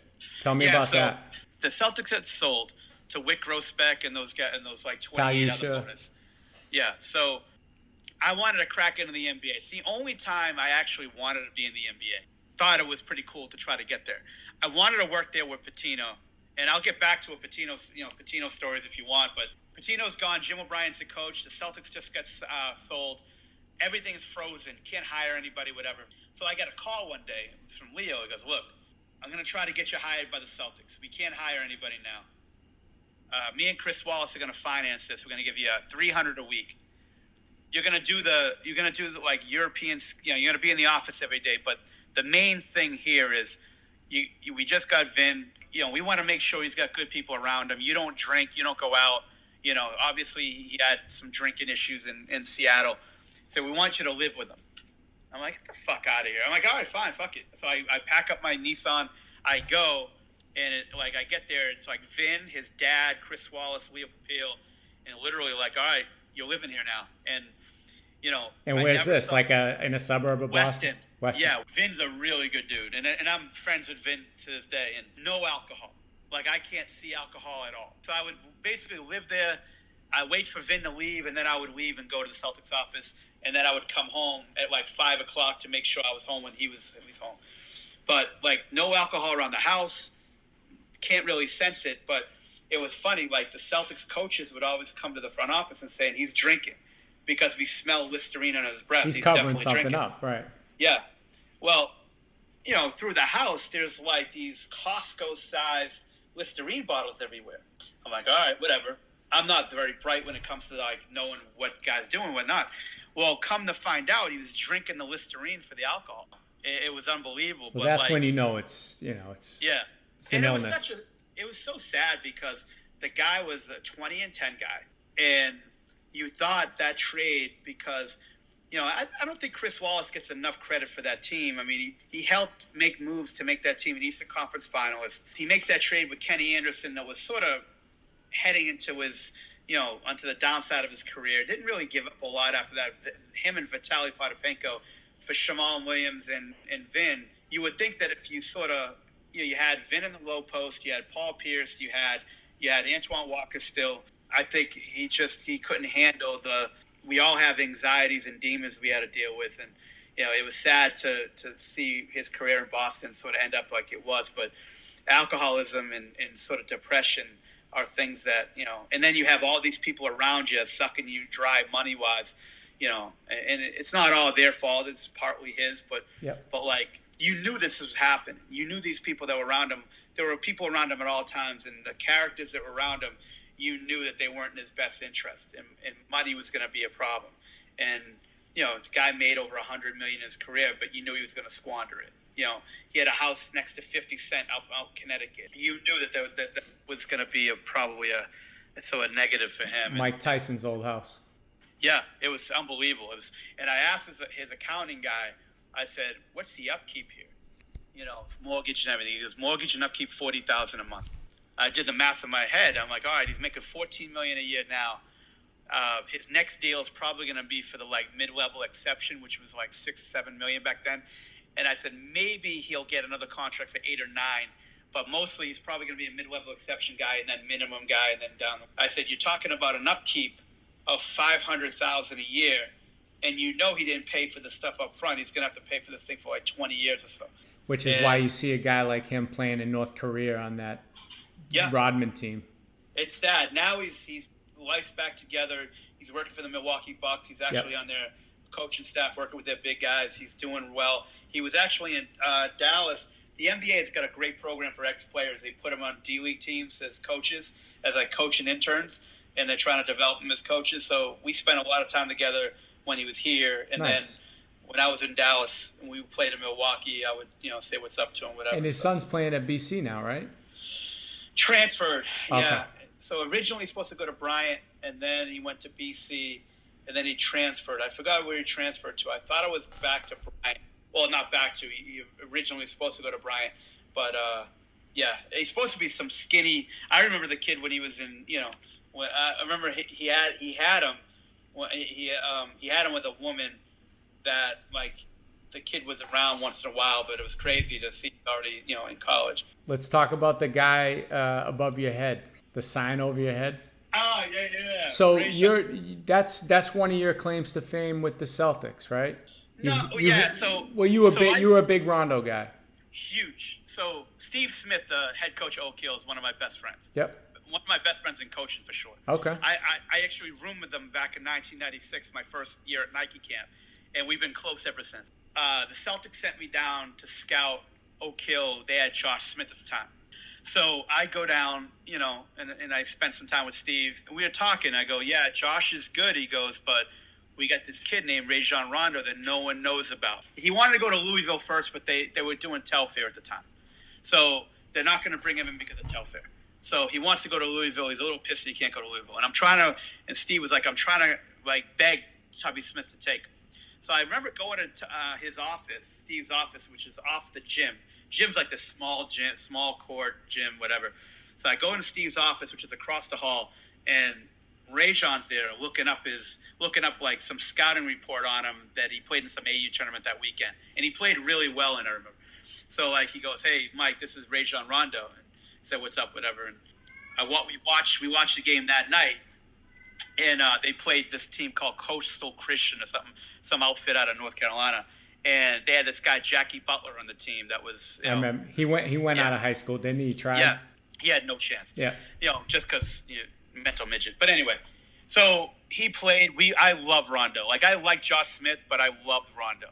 And I remember then we go to Kentucky.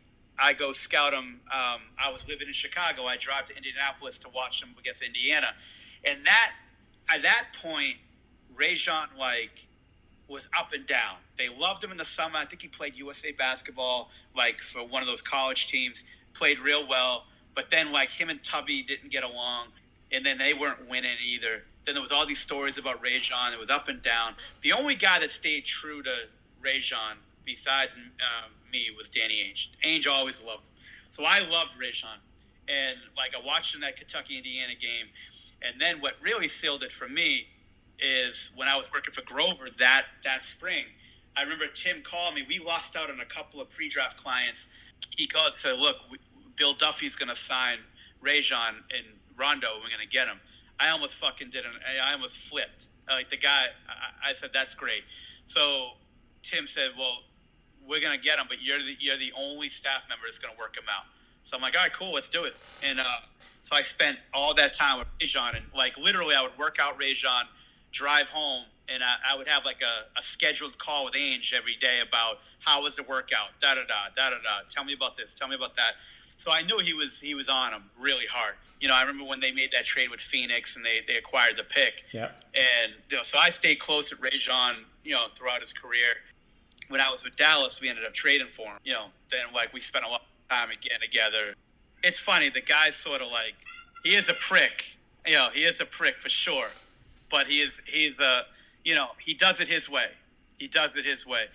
And just because his mind's like that, he thinks 4 steps ahead. Yeah. He does 4 steps ahead. And he's a prick. Him and I go at it all the time. But we just bust each other's chops. But, he was really smart, could run a team. It didn't really work out in Dallas because both those guys are like they're like juggernauts, right? Like Doc let Rajon run all the plays that he wanted. When Doc had stuff out of a timeout, that's when Doc would run the play. But every play in the flow of the game, 99% of them were run by Rajon. Yeah. Because he had that trust in him for so long.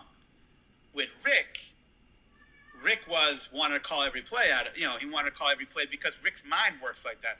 Rick's the best guy I've ever met with drawing up plays. Like, by far, like, he gets into a huddle, he's got to make, it doesn't matter what he has on the team. He rubs his calves, he thinks, and he draws up some play that's, like, out of this world, right?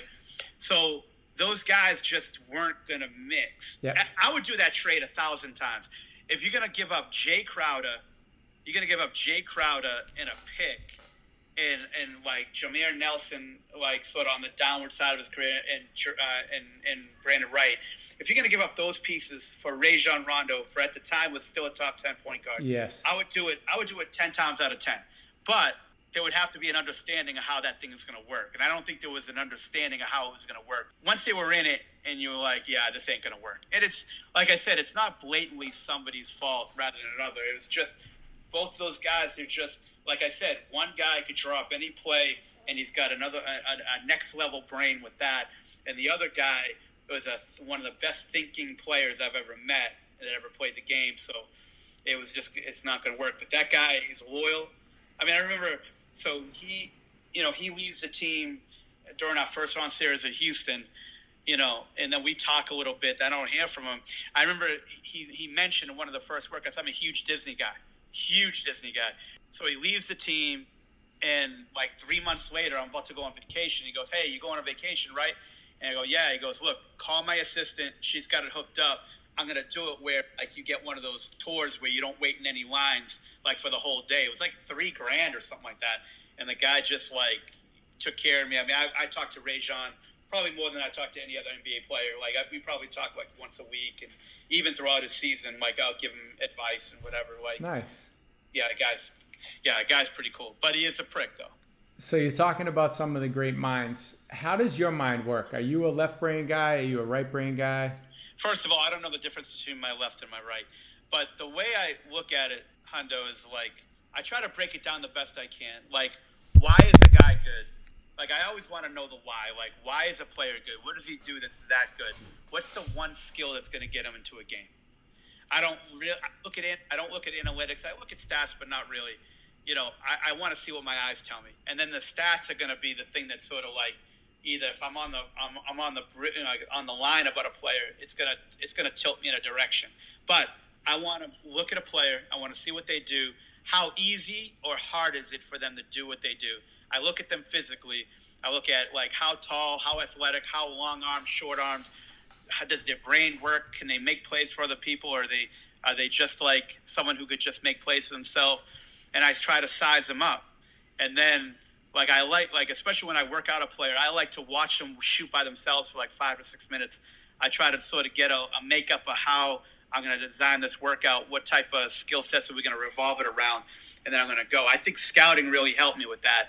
Being able to evaluate a player and then be able to bring the ability to make them better, through drill work and talk and whatnot. So that's how my brain works. And then I want to see what type of person that player is. Do they look you in the eye? Are they a player that really, really cares about it? I would keep doing that. You're having a lot of success doing it that way.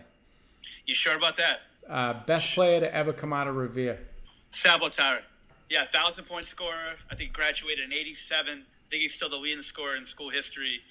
Supposed to go to Babson, never worked. Was on Scholastic Sports America, played against Ramil Robinson, I believe.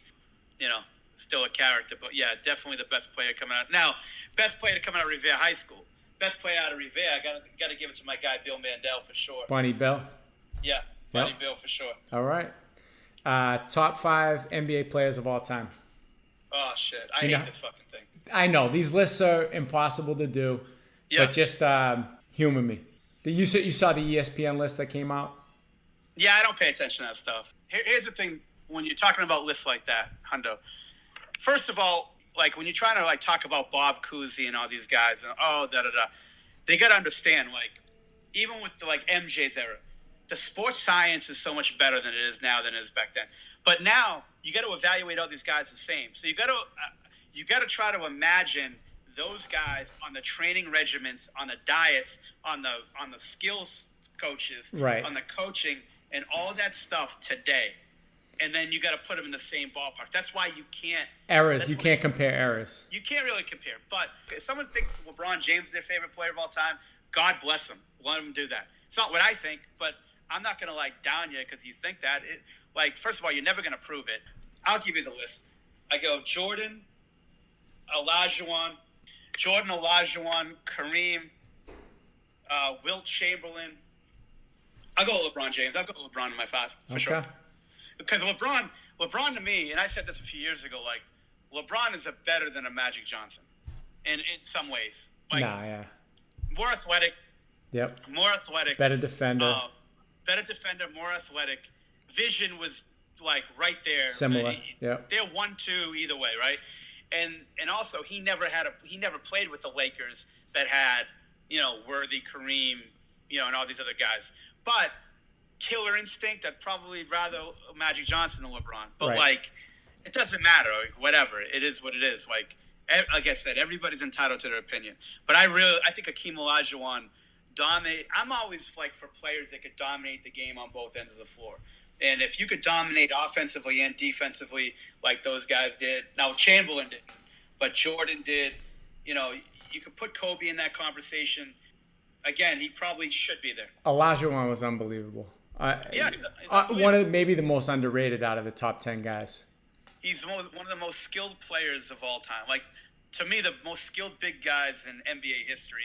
And I guess you could rank them any way you want. But Olajuwon, Kevin McHale, Paul Gasol, and Tim Duncan got to be 1 through 4. And I know I'm probably missing one. Probably Kareem's up there too. Top 5 players to come out of the greater Boston area. They don't have to be the best. They're just your guys. Sean Conley, number 1 for sure. Yeah. 1,000%. Shizney. Okay, point guard, I gotta go with Eggie McRae. Okay. 2 guard, I'm going with Sean Conley. 3, I'm going with Scott Clark out of Charlestown. Yeah. 4, I'm gonna go with Jamal Jackson. And rest 5, in peace. Rest in peace. And 5, I'm gonna go with Billy Curley. Oh shit, Billy. I was a huge Billy Curley fan. Billy was the first superstar that I was ever around. That I was ever around for. Yeah, I just thought of this. Speaking of... Shoot. Oh, let's back up. I'm sorry. My bad. Who'd you leave out? Eggie's got to take a back seat. Herren. Yeah, Herren, Conley, Clark, Jackson, Curley. I like it. Yeah. That's a more balanced lineup. Yeah. Small ball. So you go Jamal at 4. You know what I'm saying? Yeah. Speaking of BABC, one of my best friends who played BABC, if you have any stories, you remember anything about coaching Elton? Oh, sure. Yeah. First time I ever saw him, we were at Don Bosco, and he was playing. And I was like a fucking kid when I was working for the BABC my first year. I would shoot around in halftime and stuff. And, I'm this little fucking meatball shooting around. And Elton was like, yeah, you might not want to show that off at halftime, buddy. You might want to be sitting down. They started laughing. That's such a squig comment right there. Yeah, but... if I had $1 for every time he said, you might not want to do that, Hundo. Yeah, he was cool. That team he played for, once he got paired up with Michael Bradley, yep. That team was a pretty special team to be around. He loved playing with Mike. So we had Depina, Crooks, Jamal Kamar. We just didn't have enough shooting, and then we got Scott Clark later, and then we got Conley later. That team was really good. It's just we didn't have enough shooting on it. I remember we went to Bob Gibbons. We played really well. So we went through pool play. We did okay. Then we played Jermaine O'Neal, and we played the Pittsburgh Jocks the first round. We had Archie Miller on the team. Yeah. We did well. Then the second round, we played Jermaine O'Neal. We beat them by a Shannon Crooks jumper off the glass from the elbow. And then we played Riverside Church, and then Mike Bradley got destroyed by Vasil Evdamov, who ended up going to North Carolina. Yep. Guy who built like Ivan Drago. Turkish. He was Turkish or some shit. Bulgarian. And they had like Eric Barkley, him. They had a bunch of Division I players. They busted our ass. There was nothing they could do. But those two guys playing together, Bradley and Tyler, were really special. Because Elton was such a good kid, man. Still is. Great kid. He still is. Yeah, I remember great stories from that. So he had a coach named Tom McNair. Yeah, I remember him from Wayne Embry. Yeah, so he had a coach, Tom McNair. And I remember, like, Matt Doherty. I don't know how Matt Doherty got my number. Matt Doherty was an assistant at Kansas at the time. And I could care less about recruiting or whatever. But, like, at 21 years old or whatever, a assistant coach from Kansas calls you. I think it's a pretty cool thing. So I ended up giving him Elton's number. And I remember McNair and Leo calling me and busting my ass for it. And I remember that. But, I remember it was a little bit of a shock. Miami out of the blue, came. Maybe they used a little bit of that football money to entice. No, because you know what happened with BC. You remember that. I remember that. Yeah. So it was kind of just like a last-minute thing. Yeah, it ended up being really good for him. I mean, I thought, does he still live down there? He lives in Bridgewater. No kidding. Yeah, he's up in Mass. Huh, okay. He just had his second child like a week or two ago. You name it Hundo, or what do you name it? It's a female, so he couldn't go with Hundo, but the middle name is his first daughter is my goddaughter. So look at you. Yeah. Look at you. Because AAU was a lot different back then. Yeah. And everybody bashes AAU. I'm an AAU fan. Back then, again, no one knew about it. There were about 35 clubs in Massachusetts, right? If that. And now there's probably about, I would guess there's about 500 clubs in Massachusetts now. Yep. Back then, it wasn't an inclusive thing. It was the best players played AAU, right? Then they played up to about July. And then the best teams got invited or they qualified for AAU Nationals. And then the players that weren't good enough to play AAU or didn't qualify went to all these camps. They went to Five Star, they went to Hoop Mountain, they went to Eastern Invitational, and they went to, whatever's on the West Coast. And so you had all these really good camps. And the AAU stuff in the summer was fantastic because, like, the Nike tournament in Vegas had 64 teams in it. And you had to qualify for it. Leo used to run this tournament at Boston College in the fall called the BABC Invitational. Yep. And I remember, and he did it old school. Like, we sold rosters to the college coaches, but we didn't gouge them like they did today. Like today, it's like $1,000 for lists for these tournaments. Ours was like $40. But like guys would call him up. He didn't have a fax machine. He didn't do email. He was as old school can get. But he would always get these rosters written on everything, shoe boxes, whatever. So I would type them up. I was the computer guy. So he goes, "Sweetchuck, do you notice something about these rosters that you never really noticed before?" And he gave me a few rosters. I'm looking. I'm like, "Leo, I don't know. I mean, what do you want me to say? What the fuck you want me to say?" "No, I don't." He goes, "Use your fucking head. Look at it." He goes, You see the last names of the guys on the roster?" I go, "Yeah." He goes, "Check out the last names of these coaches." And then I looked at about 10 of these names, and about 4 of them had the same name as the coach. The father-son combos. So he goes, "You know what that's telling you, isn't it?" Because Leo's a master at knowing trends.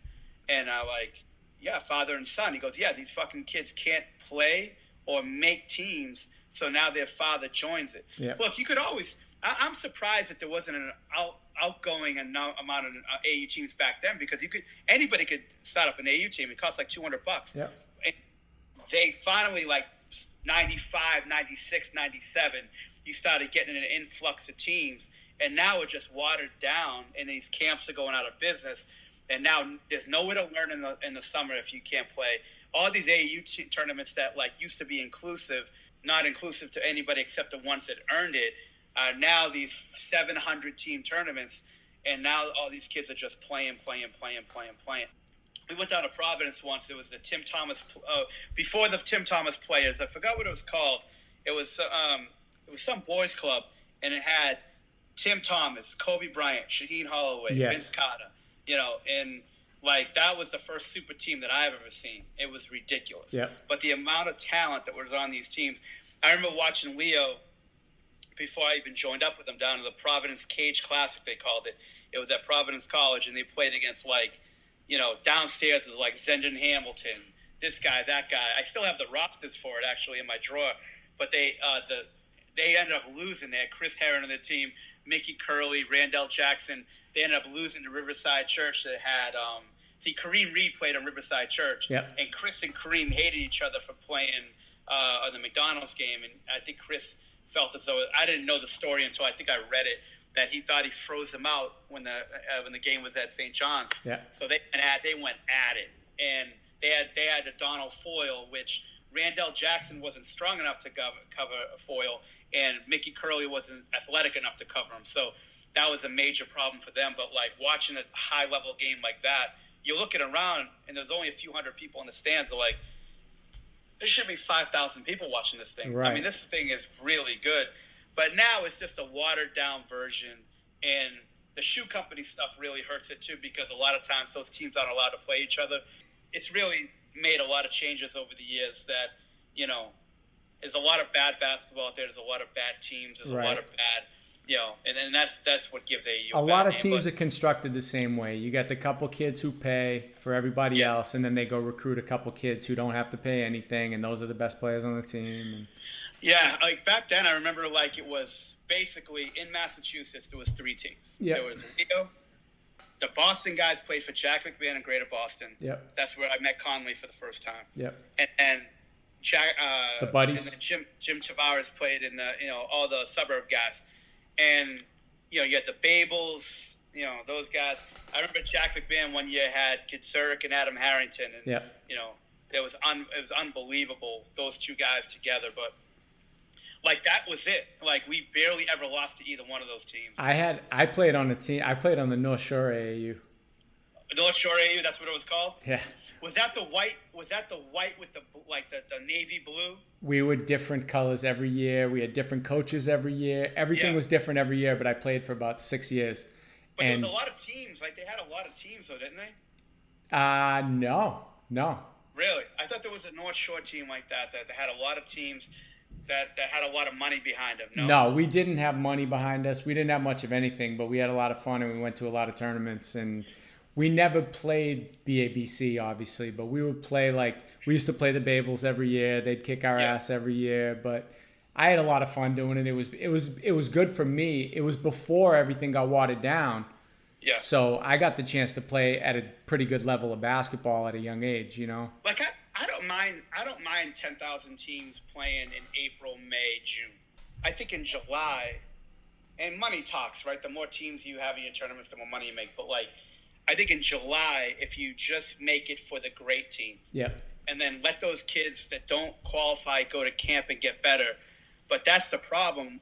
And again, I understand it. If you're a tournament director making $400,000 because you have 700 teams paying $1,000 to play in your tournament, and you're walking away with $400,000, how you go to that? But that's where it waters it down, where everybody needs a trophy in the sense that everybody needs to go. The one good thing about AAU, and AAU gets a really bad name for this, but AAU is the most strict organization that I've ever seen. AAU. That's the problem. Most of the games that are played in the summer and stuff aren't AAU sanctioned. Right. AAU, you need birth certificates, you need background checks. They've always done that. And you've had some people slip through the But when you're talking about tournaments where they're inviting 10,000 teams or whatever, that's for the money, right? I mean, that's the AAU being greedy. Well, that's not AAU itself. Again, these are club teams. There's AAU sanctioned events. Yep. AAU sanctioned events, the only thing AAU really sanctions, and maybe it's changed over the years, but they do a state tournament where everybody gets to go in. You get seeded from last year. Everybody gets to go in. It's pool format. It's a double elimination tournament. They got that, and then they got their nationals in July, or June and July, depending on your age bracket, and that's it. All these other tournaments are just independent, like Peach Jam, even the good ones. They're not AAU tournaments. Those are club. You have to be an AAU sanctioned team. So the people hosting that tournament are the ones making the money off of it?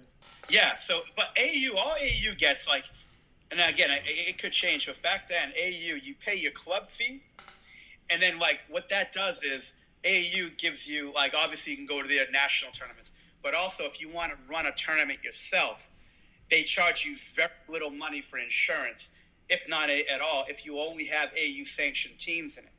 But if you have your own tournament, you have to pay for your own insurance. It's not AAU. They say it's AAU Sure. because it's club, but a lot of that's just club basketball. The AAU sanctioned stuff, they got rules, guidelines. If you don't, they suspend you. All right, we got 2 more topics. This is officially the longest podcast I've had yet.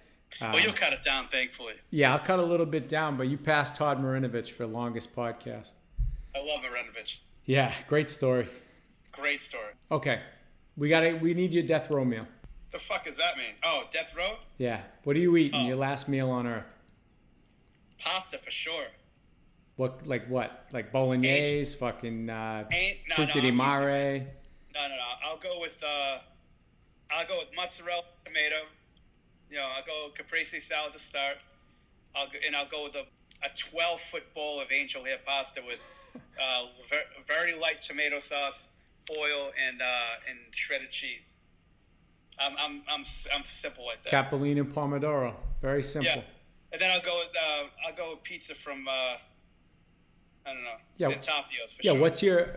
I was going to ask you, what's your pizza place in the Boston area? Sant'Apio's you can't beat. Any place that David Portnoy tells me to eat, I'm going to eat. But I'll go with Sant'Apio's for sure. You can't beat that. I'm fine with that. I like Sant'Apio's a lot more than like Bianchi's or any of those other places. And those are good spots. They're fine, but it's just not the same. No, the one in East Boston too. No offense to the one in Peabody, but agreed. The Agreed, East Boston. For sure. And then the last thing I wanted to talk about is Mark Cuban for president. What do you think? Somebody you know pretty well. Hey, the guy can do whatever he wants, man. I mean, the guy speaks his mind. For me, I think he would be great. I really do. Yeah. I'm not even like a huge Mark Cuban fan. I don't watch Shark Tank on the regular. I watch it sometimes. I've watched maybe a half episode of my life. Yeah, but at the same time, I just look at it and I just feel like he would be great for this country. He's smart enough to know, hire good people. Hire really good people. Let them work. I think any walk of life, president of the United States through a varsity basketball coach and everything in between. You hire good people. You let them do their jobs. You don't micromanage, and then you obviously do the big picture stuff, and you let everybody work. And look, Mark has unbelievable trust in some people that work for him. He'll let you know when you fuck up. And he'll tell you.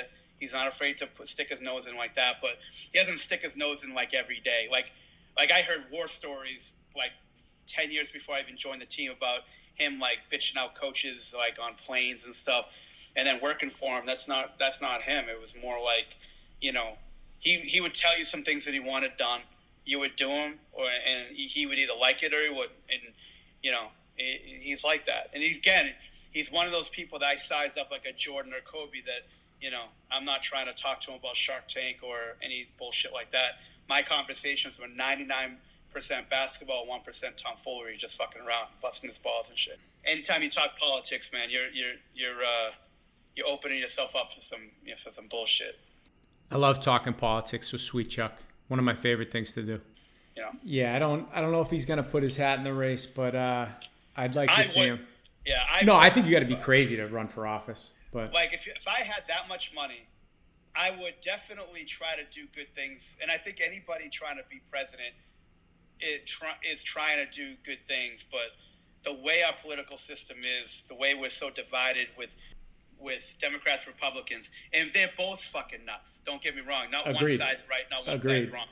They're both fucking nuts. And especially the radicals on both sides. You never get anything done because everybody wants to tell you how tough they are, and everybody wants to show up the other side instead of being what's best for our country. I think Mark will try to do that. I think the problem with our political system is everybody just wants to, because there's so much money in it, post-career in it. There's so much money in it that you want to get elected as much as possible. You're a puppet for somebody because somebody's financing you. I like Mark because I liked working for him. Just because he allowed you to do your job, and he was fairly honest on what he told you. And as far as if he was happy with you, he told you. If he wasn't happy with you, he would tell you. But you would know when he wasn't happy. I really enjoy Well, working. I think he cares about people, and I think he understands the economy. So for those reasons, I hope he doesn't run, because that's got to take takes a lot of heat for yourself and your family, and unnecessary. And plus, there's so many morons out there these days that they just hate you for what political affiliation you have. Once you put your name in the ring, half the country immediately hates you. So yeah, and then even people in your own party, it's just crazy. Yeah. It's House of Cards on steroids, and it's not good. It sucks. But I hope, look, if he does, I think that people will be impressed. That's all I got for you. I hope it was enough. I hope so too, Hundo. Hopefully you got like nine things you could sell out of this. Nah, it was great, man. I really appreciate you taking the time to do this. Anytime, brother. Anytime. And I probably haven't seen you in like 10, 11 years. So next time when... I haven't seen you, Hundo, was at Stop and Shop on Squire Road in Revere. That was the first time and last time I ever seen you. I ran into you over there, or we met up over there? I don't know how the fuck you knew who I was. I think you must have seen a picture of me or whatever, but I seen you. We were on the checkout. It was right after my mother died. It was like 2009. That's right, because I was living in Revere then. Okay, I didn't know that. Yeah, I was living right near that Stop and Shop. Yeah, so that's how I knew you. I knew you because all my friends, between Elton and Shiz, and not to mention we were friends on MySpace too, Sweetchuck. And of course, Billy Mandel and all those guys talking about you all the time. I have a great Shannon Crook story. So, no, you don't know Shannon Crook, so right? Yeah. I played against Shannon. I used to pick Shannon and Jamal Kamal were my guys at BABC. And I used to hang out with Jamal. We would have this Nike league down Orchard Park Community Center, and the games would start at 5 o'clock or 5 or 6 o'clock. So I'd always have to right after school go up Route 1. Whatever, to get Jamal in Salem, and then come back to get Shannon, and then go into Boston. So so I knew them forever. So I just got my job with Dallas. They sent me to a Nike event to scout in New Jersey. So I go. I'm in Newark Airport, and I'm getting into my rent-a-car, and all of a sudden, some fucking guy gets into my car, and I'm like, "What the fuck? This is gonna happen. I'm getting stabbed right now. I'm done." And I look, it's fucking Shannon Crooks. He worked for Enterprise Rent-A-Car. It was unbelievable. This is what year? 2013. Oh, shit. I didn't see Shannon for 10 years. Yeah, years. I have no idea. He actually, playing against Everett in high school, I had a breakaway. I laid it in. I thought I laid it in. I saw it hit the square. He took it off the square and threw it about 10 rows deep. So he might have been one of the most hyped, I'm not saying overhyped, but hyped 8th graders, 9th graders I've ever seen. And I remember coaching against him because I coached against him when I was an assistant coach at Revere High. But I remember seeing him at a tournament at UMass Boston and being like, what the fuck? This kid's a problem. Yeah. Problem is he never grew. Yeah. But I never forget this. So my first tournament with Leo, we had to go to the South Shore somewhere to play, maybe in Brockton or whatever, and we're picking up Crooks, and Crooks was like a wise ass, and he would always bust Leo's balls. Leo would always bust him back, but he had a Harold Miner shirt on, and fucking Leo exploded, because he hated Harold Miner for some reason. Maybe not hated. He didn't hate him as a person, but hated his game. Didn't think it would translate to the NBA. Sure. And he goes, he'd be out of the league in 2 years. God bless him. He was out of the league in 2 years. But Shannon was my guy at BABC. The first, him and Jamal were probably guys I was closest to early on because I had to pick those guys up every day. They were North Shore guys. Shannon was a GBL guy. I was Revere. He was Everett. Yeah, so you're right in. That's right in my era. Yeah, those are the guys I grew up playing against and stuff. Yeah. And then I met and then Conley and those guys. I met Conley like I said, right after he left Greater Boston to play for us, probably 96, and that's when 96, 97, and that's when Adam Harrington and Gazert played for McMahon, and we got Sean. So anytime we're in the same city, let's try to link up, grab a meal or something. Let me know. Hopefully this craziness ends soon. Yeah. All right, brother. Keep it in Hundo as usual, brother. I appreciate it, Mike. All right, I'll talk to you. Later, Sweetchuck. Later.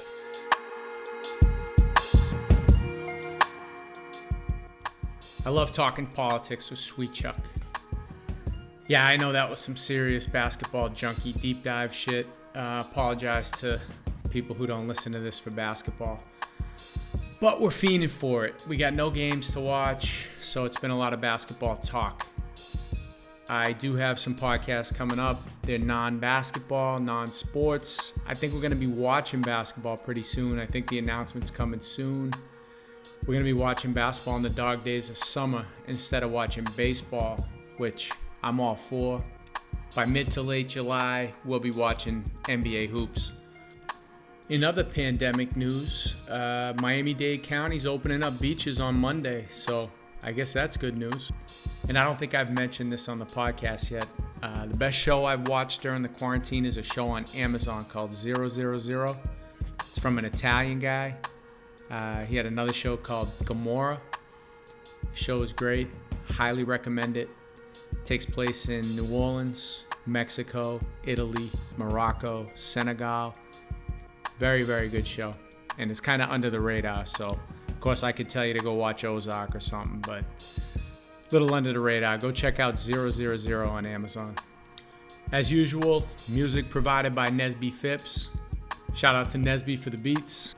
And the last thing I want to say is if you're a cop and you're afraid of black people, you shouldn't be a cop. And you shouldn't be allowed to carry a gun.